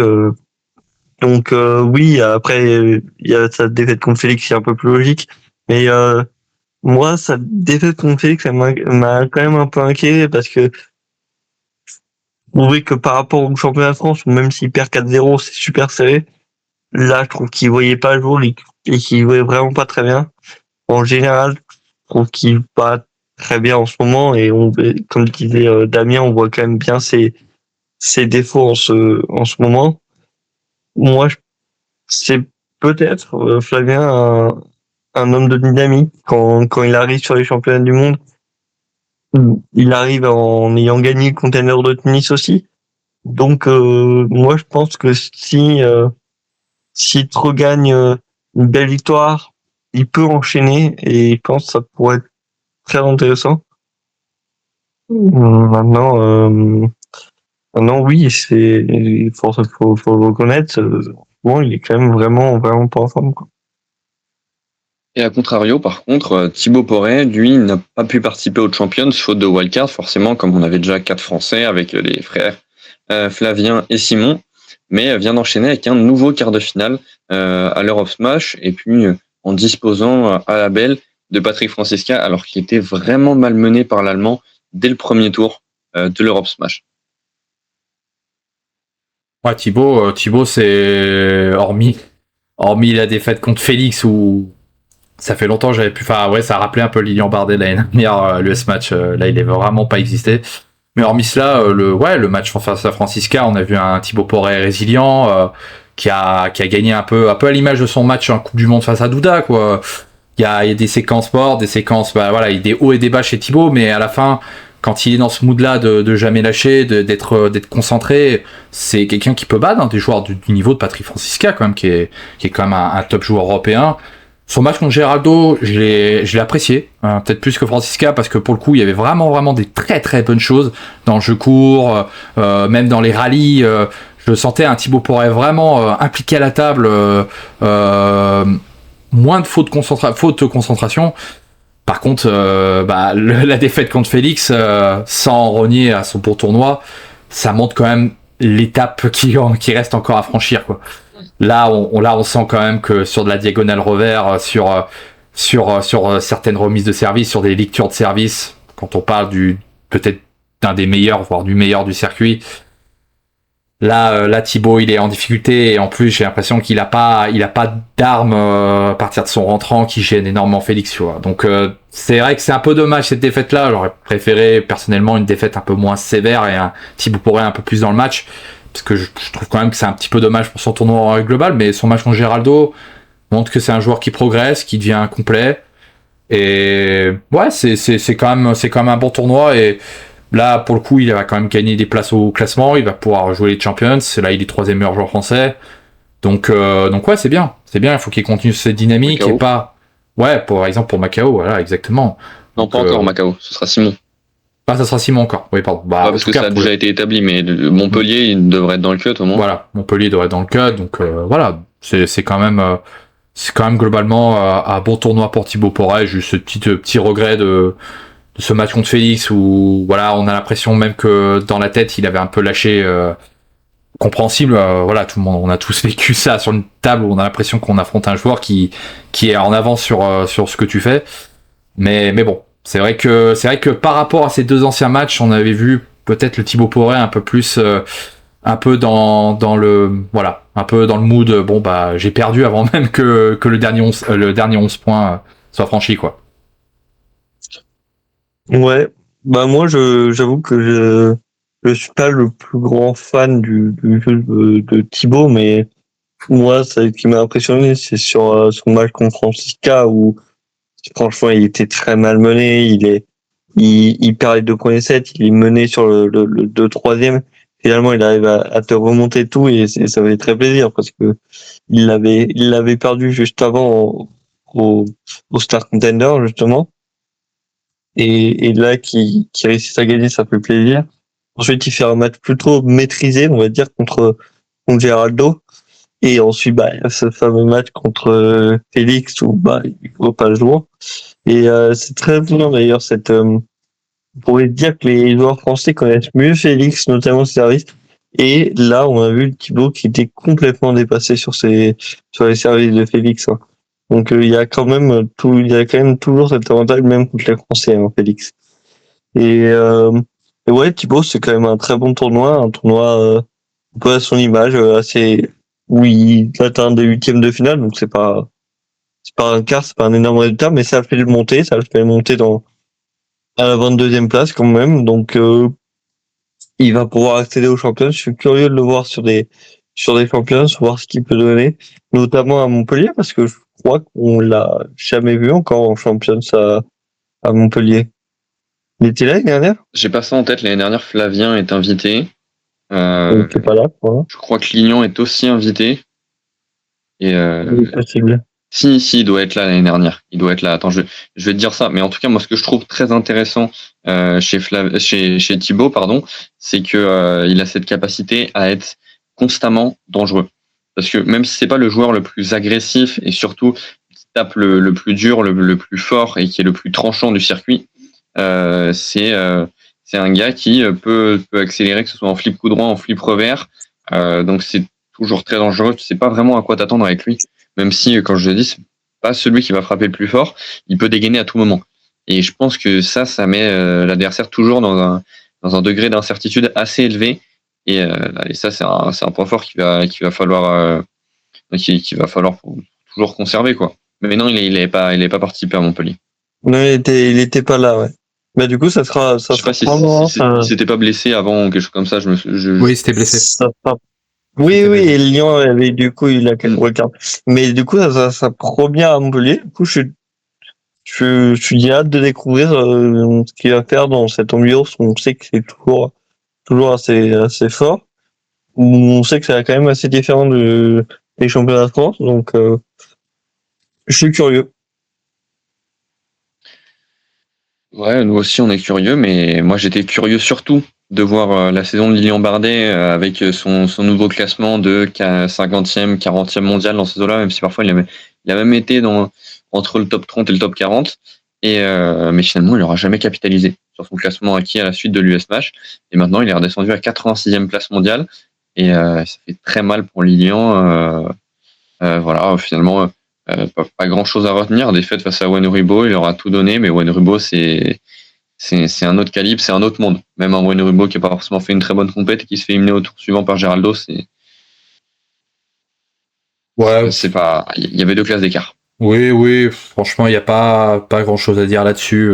Il a perdu contre plus fort. C'est un peu facile à dire, mais la réalité est là.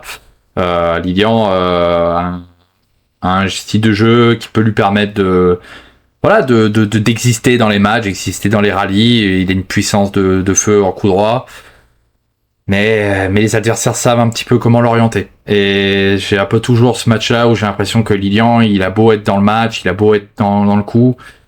Les adversaires, ils ont toujours des matrices de jeu, des schémas de jeu, qui savent qu'au bout d'un moment, ça va payer. Et sur les derniers sets ou sur des sets, des points importants, c'est quand même des choses qui font mal dans la tête. Voilà. Donc, c'est vrai que un peu comme tu dis, Noah. Hein, là, malheureusement, le Lilian un peu tout feu tout flamme de l'année dernière, on se transforme un peu en un joueur qui, dans le circuit WTT en tout cas, enchaîne un peu les premiers tours. On se dit c'est pas mal, mais c'est pas assez fort, quoi. Ouais, je suis plutôt d'accord. Là, il est honnête, il est un peu sauvé par le fait qu'il participe à des smash, parce que c'est dans ses meilleurs résultats finalement. T'as des 64e de finale de Smash, quoi. Donc non, des 32e de finale de Smash. Donc son meilleur résultat, c'est le quart de finale à Lagos. On savait qu'il n'y avait pas eu un énorme niveau. Donc c'est une année quand même qui est très compliquée pour Lilian. On voit beaucoup d'éliminations, soit premier tour, soit deuxième tour. Ouais, donc c'est dur à analyser. Je pense que ça fera du bien peut-être d'aller un peu plus sur des contenders, même s'il voit qu'il a quand même participé à pas mal de Star Contenders où malheureusement il a été éliminé pour les tours aussi. Je sais ce qu'il avait dit aussi en interview, c'était peut-être trop tôt pour lui. Il a atteint un niveau où il affronte que les meilleurs joueurs du monde et c'était peut-être trop. Maintenant, moi aussi, ouais, j'ai un peu peur pour Lilian. Et du coup, j'espère qu'en allant sur là, je pense vraiment faut qu'il aille sur des feeders Lilian pour se redonner confiance, parce que quand je vois ses résultats en contender, en star contender, je me dis que ça peut peut-être faire l'effet inverse s'il va en contender, mais aller en feeder, je pense que ça peut peut-être lui redonner un peu de confiance. Ouais, je pense que ça va surtout lui faire du bien de retrouver la pro, parce que c'est là qu'il a perf, qu'il avait un niveau, si on compare, qu'on essaie de trouver une équivalence entre le classement mondial et les joueurs de pro, il avait ce niveau de 40, aller entre la 50e et la 30e place mondiale, par rapport à ses perfs à ce niveau-là.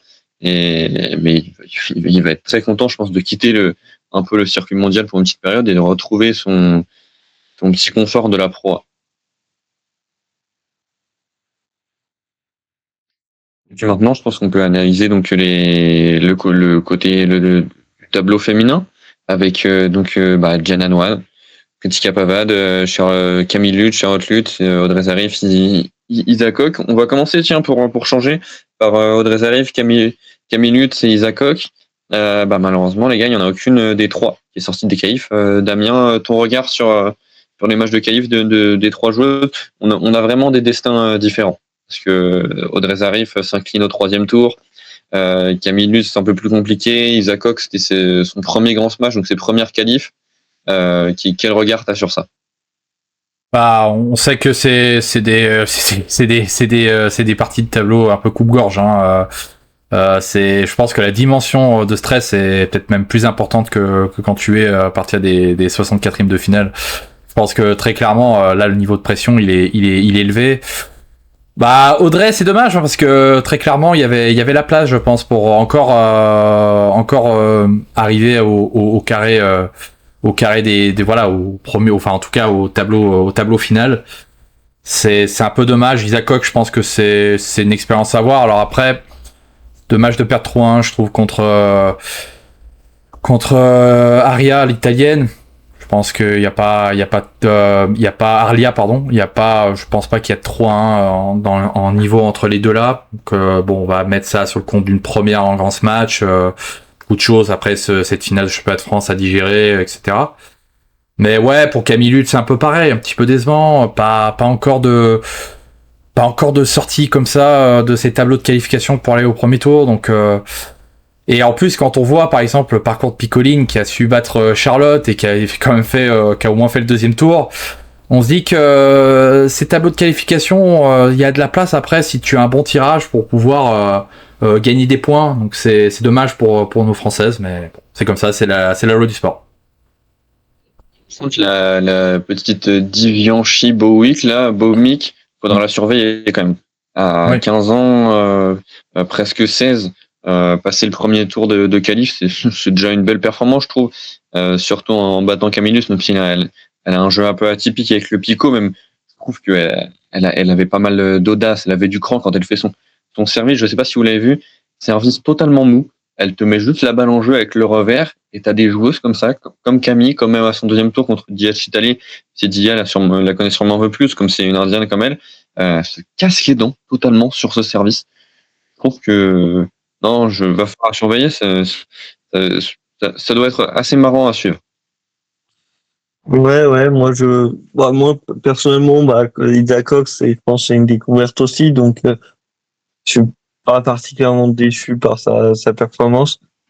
Audrey Darif, c'est dommage, mais je pense que c'est déjà une belle perf d'avoir même battu Tintin Ho. Moi, ma déception, ça serait quand même Camille Lutz. Je pense qu'elle est capable même de sortir. Après, elle a affronté un jeu atypique.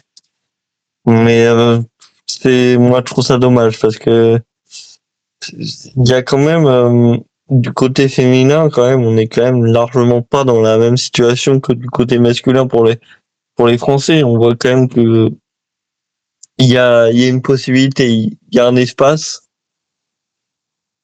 Il y a Dianan qui est en train de reculer, Pritika qui est quand même pas vraiment dans la forme de sa vie. Donc il y a un espace et malheureusement il est pas pris. On pensait que Charlotte allait pouvoir le prendre, notamment à la Coupe du Monde où elle avait fait, elle a mené à la belle Koeman, elle était même sortie des poules. Non, elle était pas sortie des poules, mais elle avait fait des très beaux matchs. Et là, on voit quand même qu'elle est au moins en forme. Et donc moi, je suis assez déçu par cette défaite, même si c'était un jeu assez atypique. On le dit à chaque débrief, en fait, un sacré manque d'émulation qui est pour autant présent dans les jeunes générations. Quand on voit en U19, en U15, c'est pas d'énormes résultats, mais on a eu de bons résultats au Youth Match, surtout en U19, comme j'ai dit, avec Léana Ochard qui fait demi en perdant contre Miku Matsushima. Je pense que ça va devenir la meilleure joueur du monde de tous les temps. Enfin, non, évidemment, j'exagère, mais faire ces résultats-là à 13 ans, ça demande évidemment confirmation, mais je suis très très curieux de voir Miku sur le circuit international dans quelques années. En plus, on sait que c'est la sœur de Sora, donc bon, il y a l'air d'avoir du sang-pongis, mais en tout cas, Léana fait demi en battant Nina en quart. Donc Nina fait aussi quart, on va peut-être pu aller plus loin si elle n'avait pas rencontré Léana. Donc hâte de les voir, encore une fois, comme on le dit à chaque semaine, ou presque, les voir intégrer, pas forcément l'équipe de France, mais en tout cas un groupe France un peu plus élargi, pour créer un peu plus d'émulation, qu'elles soient motivées, qu'elles aillent chercher des résultats dans des compétitions internationales. Là, par exemple, Nina est sur le feeder de Berlin. J'ai vu première victoire ce matin en qualif. Je crois qu'elle devrait pouvoir s'en sortir des qualifs. Elle a un deuxième match pas très compliqué. Mais en tout cas, là, qu'elle commence à aller jouer des compétitions internationales, ça va être intéressant. Même de mettre gentiment un petit coup de pied au derrière aux autres, même si elles n'ont pas beaucoup d'années d'écart, hein, mais leur dire que ça toque à la porte et que si elles se dépêchent pas de faire de meilleures perfs, ils vont commencer à faire un peu chipper leur place en équipe de France.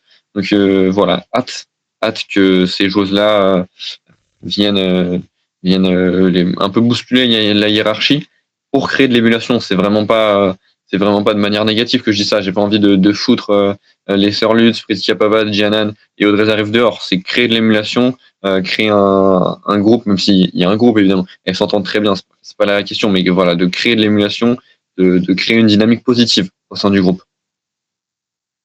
Surtout que pour le coup, pour revenir peut-être sur les Françaises du premier tour, en tout cas qui étaient directement qualifiées sur ce premier tour à l'Euromatch, par exemple sur le match de Pritika Pavad contre Peng Yuan, j'ai presque même envie de dire que Pritika Pavad, c'est presque la joueuse qui a eu le moins de difficultés sur le jeu soft anti-top de Peng Yuan. Bah, pour soi, c'est celle qui a eu le moins de difficultés, c'est Wang Manyu, mais dans le sens où il y a eu des sets où vraiment des services trouvés qui a vraiment mis en difficulté Peng Yuan, hein, et j'ai l'impression que dans le clan taïwanais, on n'avait pas beaucoup de solutions. Et malgré ça, avec Pritika, j'ai l'impression qu'on se répète un peu toutes les semaines. Il y a des périodes, des moments très forts, et puis des moments où il y a, il y a moins de propreté dans son jeu, il y a beaucoup de fautes, peut-être ça se précipite un peu, surtout il y a toujours un peu une difficulté à Pritika Pavad quand elle s'éloigne un peu de la table. C'est là où j'ai l'impression que son top revers au coup droit, elle veut peut-être beaucoup en mettre, elle veut mettre beaucoup de longueur, donc ça lui échappe de temps en temps. C'est ça, parce que j'ai l'impression que c'est ce qu'elle préfère. Ouais, mais c'est paradoxal, parce que je trouve que, pour le coup, Pritika avait trouvé des solutions, je trouve, ça Peng Yuan, justement, sur le jeu à la table. Donc il y a des bonnes séquences.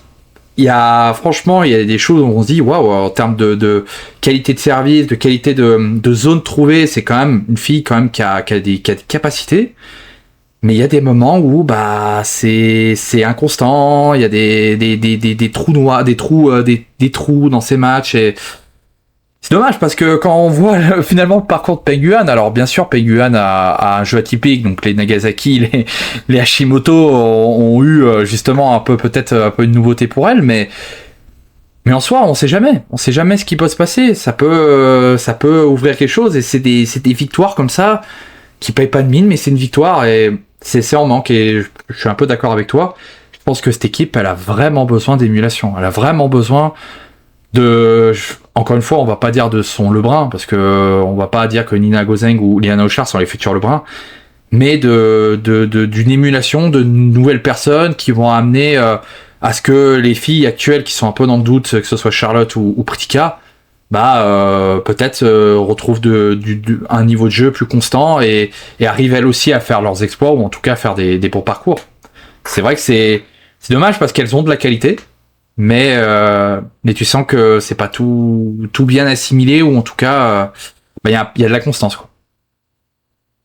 Ouais, je suis assez d'accord, parce que je trouvais que Pritika, elle irait bien, ouais, le soft pico, mais qu'elle a fait, elle a fait un mauvais match, quoi. Elle me paraissait supérieure, elle me paraissait bien gérée. Et puis, parfois, la crispation, elle a plusieurs balles de match, elle n'arrive pas à les mettre, et j'ai l'impression qu'elle se crispe un peu, qu'elle a beaucoup plus de mal à remettre même le service. Et c'est dommage. Après, peut-être la déception, Janan, elle perd contre Ayata, c'est logique, hein. Je pense pas que... Plus peut-être que la déception pour Janan. C'est le premier tour de Yokohama. Oui, clairement, clairement. Ah, clairement, on s'attendait pas à ce que prenne 3-0 par Margarita Pesotka. Mais ouais, c'est là la déception, ouais, clairement. Et après, Charlotte Lutz, j'aurais bien aimé qu'elle gagne contre Picoline quand même, pour pouvoir déjà un match entre Charlotte Lutz et Shinubin. Parce que je trouve que Charlotte Lutz, c'est quand même la meilleure contre les plus grandes joueuses. C'est celle dans les Françaises, c'est celle qui arrive le plus à les mettre en doute. Peut-être à Diana à un certain moment quand même. Par exemple, elle avait battu Wangidi, mais moins quand même en ce moment. Mais voilà, donc c'est quand même après le premier tour, on avait plus de Françaises, donc c'est quand même décevant. Surtout pour moi, je dirais surtout pour Charlotte et Pritika, quoi. Et c'est dommage. En tout cas, j'ai hâte, moi, que Liana Ochar, Nina Gozeng intègre le circuit, commence à faire des résultats, et qu'on commence à avoir une dynamique chez les Françaises. Voilà, j'ai hâte. Damien, peut-être pour conclure, à moins que vous ayez une dernière chose à dire sur le simple, un petit mot sur le double rapidement, sur Alexis Félix, parce qu'on l'a très rapidement évoqué, avant de terminer le podcast. C'est quand même un nouveau titre, et puis pas des moindres, un titre en smash que deuxième de la saison sur 3 possibles. Oui, en plus avec des belles paires de doubles on peut quand même inscrites, notamment la paire quand même qui battent Linchinong Wenrubo, même si je trouve que le choix est pour après aussi par rapport aux joueurs qualifiés aussi, mais bon un peu étonnant, mais en soi quand même ces deux joueurs quand même référencés. Bah on a retrouvé les Alexis et Félix un peu connectés avec leur rallye, avec un jeu de double total. Alors que on avait eu des précédentes expériences où on trouvait justement Félix et Alexis un peu en manque de repères, peut-être aussi que le double était moins leur priorité. J'ai l'impression que au mot de Félix et d'Alexis même, on a l'impression que voilà, on a retrouvé des automatismes, on a retrouvé des choses, et puis bah c'est un jeu assez différent en double. On n'est pas sur du petit jeu ou sur des choses un peu classiques en double, on est vraiment sur des styles jeu très agressifs. Ils ont affronté des paires qui étaient justement au fait un peu de ça et qui ont su, par le petit jeu, notamment, j'ai le souvenir de Yuan Nissen sur ce double-là, Yuan Nissen et Wenrubo. Yuan Nissen avait vraiment fait une masterclass sur ce plan-là, sur les frères. Là, on a retrouvé des automatismes, on a retrouvé des frères fringants. Et est-ce que c'est la meilleure paire de double au monde ? Je sais pas, ça dépend. Il y a des gens qui diront que c'est Lim Jong-un avec n'importe quel Sud-Coréen, que c'est le duo le duo Wang Shuqin avec un autre chinois ou autre, mais en tout cas dans la présence, dans la constance, bah c'est quand même 2 grands matchs gagnés cette saison, donc voilà, c'est quand même aujourd'hui, quand t'as les frères Lebrun dans une grande compétition, c'est souvent le premier double que tu cites parmi les favoris, et ils ont enfin remis en avant leur statut. On peut dire qu'aujourd'hui c'est les meilleurs, mais que de toute façon, le vrai révélateur, le juge de paix, c'est les champions du monde, surtout pour les doubles. Oui. Ouais, clairement. Non, bah là, sur ce tournoi, ils ont perdu un set, hein, donc ils ont sur dominé le tournoi. Après, c'était Linchinong Wenrubo qui était une paire qu'ils connaissaient pas trop, et après c'était quand même des paires qui sont vraiment beaucoup moins bonnes. Ouais, j'attendrais de les voir contre des grosses paires comme Wang Chuqin, Linchinong, etc. Là, ils ont fait quand même un excellent tournoi. Comme tu as dit, les mondiaux, ça va être les plus importants parce que c'est là où t'as les meilleurs. Donc, j'ai pas grand-chose à dire, hein, sur, ils ont retrouvé des beaux automatismes. Ils ont un peu roulé sur le tournoi et je suis très content qu'ils aient gagné leur deuxième match. Ce qui est un peu dommage, ça serait plutôt notre grosse perte française, là, et Noré Bourrasso, qui est quand même plus dans le creux de la vague. Alors, il perd contre Togami Shinozuka, qui est quand même une grosse paire, donc c'est pas déshonorant du tout. Champion du monde, titre. Oui, c'est pas déshonorant du tout, mais bon, ils te perdent 3-0 quand même, et puis globalement, pas que sur ce résultat, ils sont quand même moins en forme ces derniers temps. Leur double, il marche peut-être un poil moins bien, mais c'est vraiment, je pense qu'ils peuvent revenir, et ouais, je suis pas inquiet pour leur double en tout cas. Oh, c'est qu'une question de temps, je pense, hein, mais c'est surtout que là il pas un très bon tirage, parce qu'en plus, normalement, quand tu es tête de série comme eux, tu prends un joueur qui passait par un tour préliminaire, là, le tour de barrage, et comme Togami et Shinozuka n'avaient joué que 2 tournois depuis les championnats du monde, donc container de Ljubljana et container de Zagreb en 2026, ils ont pris très peu de points, 600 et 4 points, avec une victoire et un 8e de finale.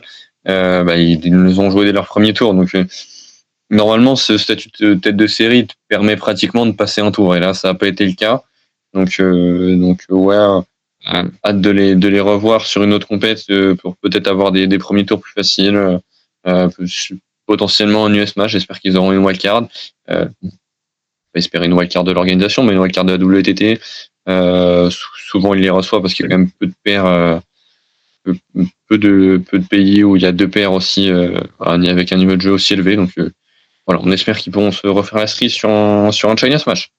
Et puis dans un sens, moi je dirais, même si imaginons on les revoit plus, pour moi eux ils ont déjà réussi, quoi, ils ont réussi à avoir cette médaille aux mondiaux, et pour des joueurs qui sont comme ça en top 100, moi je pense que c'est déjà extraordinaire, et que de toute façon, même si on les revoit plus, ils auront fait Ils ont fait une carrière en double déjà extraordinaire. Mais je crois qu'ils n'ont pas pour ambition ils ont pour ambition en tout cas de pas s'arrêter maintenant. Donc voilà les gars, à moins que vous ayez un dernier mot à dire, que ce soit sur du double ou sur du simple ou peu importe. J'ai un dernier mot par rapport quand même à la vainqueur féminine, Wang Manyu quand même. Alors, certes, pourquoi on en a moins parlé, parce que elle a roulé sur la compétition. Elle a roulé sur la compétition. On voit très clairement le manque de Sunincha quand on a une Wang Manyu de ce niveau-là. Mais je trouvais un retour à un très bon niveau physique en tout cas. Je retrouvais sa capacité à remettre toutes les balles et à avoir avec ses longs segments. On a l'impression que le pont est jamais terminé. Et voilà, c'est aussi une grande championne qui malheureusement est au même moment que même si certains vont peut-être parler de Chen Meng, mais pour moi la plus grande des années 2020.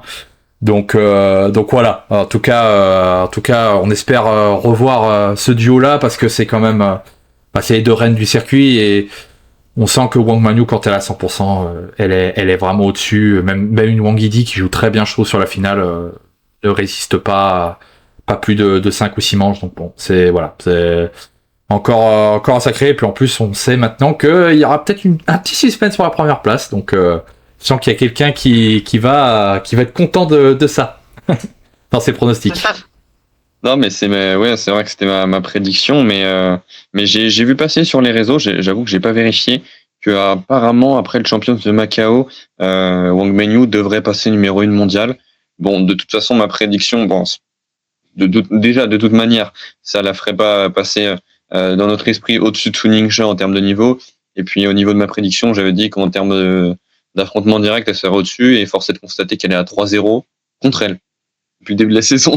Donc voilà pourquoi j'ai pas vraiment vérifié l'information que j'avais vue sur les réseaux, parce que ça m'étonnerait que ma prédiction passe, parce que oui, on l'a pas dit, mais pour bien conclure l'épisode, en tout cas, on peut dire que Foucault est à 2/3, va terminer à 2/3 ses prédictions. C'était quoi la première déjà? Sabine Winter dans le top 10, c'est fait. Félix Lebrun remporte un smash. Foucault. C'est fait. Voilà. J'ai rien à dire, implacable. Et je pense que je vais te dire en toute humilité, mais je pense que je suis juste le GOAT, quoi. Madame Irma en chef. Allez. Clairement. Alexis, si tu nous entends, gagnant de Champions sur la fin de saison. Voilà, c'est une demande. C'est même un ordre. Non, je rigole. En tout cas, bravo. De Macao, tu vois. Ouais. Peut-être Montpellier. Peut-être Montpellier. Parce que si Alexis gagne un Champions, il y a peu d'épisodes que je rate depuis qu'on a commencé le podcast, mais si Alexis gagne un Champions, je pourrais m'absenter pour l'épisode des prédictions. Je vous laisserai tous les deux avec vos 2/3. Et puis ça me fera un peu de repos comme ça, c'est bon. On va se foutre de ta gueule. En toute liberté. Non mais ouais, c'est compliqué. Je suis pas le devin du groupe en tout cas. Des années comme ça. Ça se trouve l'année prochaine tu feras un 3/3 et nous on fera un 0/3. Hein. C'est toujours pareil. Hein. Les pronos, ça reste pas justement. C'est propre même du pronostic. Il y a pas que de l'objectivité. Ou en tout cas il y a pas que il y a des fois une part de subjectivité ou une part d'anticipation. En tout cas, merci beaucoup les gars pour cet épisode. C'était un peu dur de tout condenser parce qu'on n'avait pas pu enregistrer sur José Dos Campos, et puis de toute façon il y avait l'enchaînement. On a dit beaucoup trop effréné entre Yokohama, même Vientiane, parce qu'on l'a pas dit quand on a parlé d'Este et Flo, mais ils ont quand même remporté le double. Ils ont fait finale du double, à Vientiane. Donc pareil, ça on n'a pas eu le temps de l'évoquer. Il y a eu l'Europe Smash à la suite. Donc voilà, merci pour cet épisode. On se dit à la prochaine. Merci à vous d'avoir écouté l'épisode. N'hésitez pas à aller sur nos réseaux, Facebook, Insta. On va reprendre sur Twitter, pas mal posté là. Avec les vacances, c'était plus compliqué. Mais dès qu'on sort des vacances scolaires, on va recommencer à beaucoup poster sur Twitter aussi. Et puis on croise les doigts. On espère vous voir, en retrouver beaucoup aux Champions de Montpellier, si jamais ça peut se faire. Et voilà, n'hésitez pas à partager l'épisode si vous l'avez aimé, à vos potes du ping ou à des amis fans de sport. Et puis voilà, ce serait bien de donner un peu de lumière à un sport UNSS. Ça fait toujours plaisir. Bah oui. Évidemment, petite pique au rédacteur en chef de l'équipe qui ne pouvait pas se passer de dénigrer le ping, en tout cas, alors que c'est lui le rédacteur chef de la rédaction qui diffuse notre beau sport. Et voilà, en tout cas, merci à vous d'avoir écouté le podcast. Et puis merci Foucault et Damien, on se dit à la prochaine. Salut à tous, à plus. Salut. Ciao. C'était top sur top.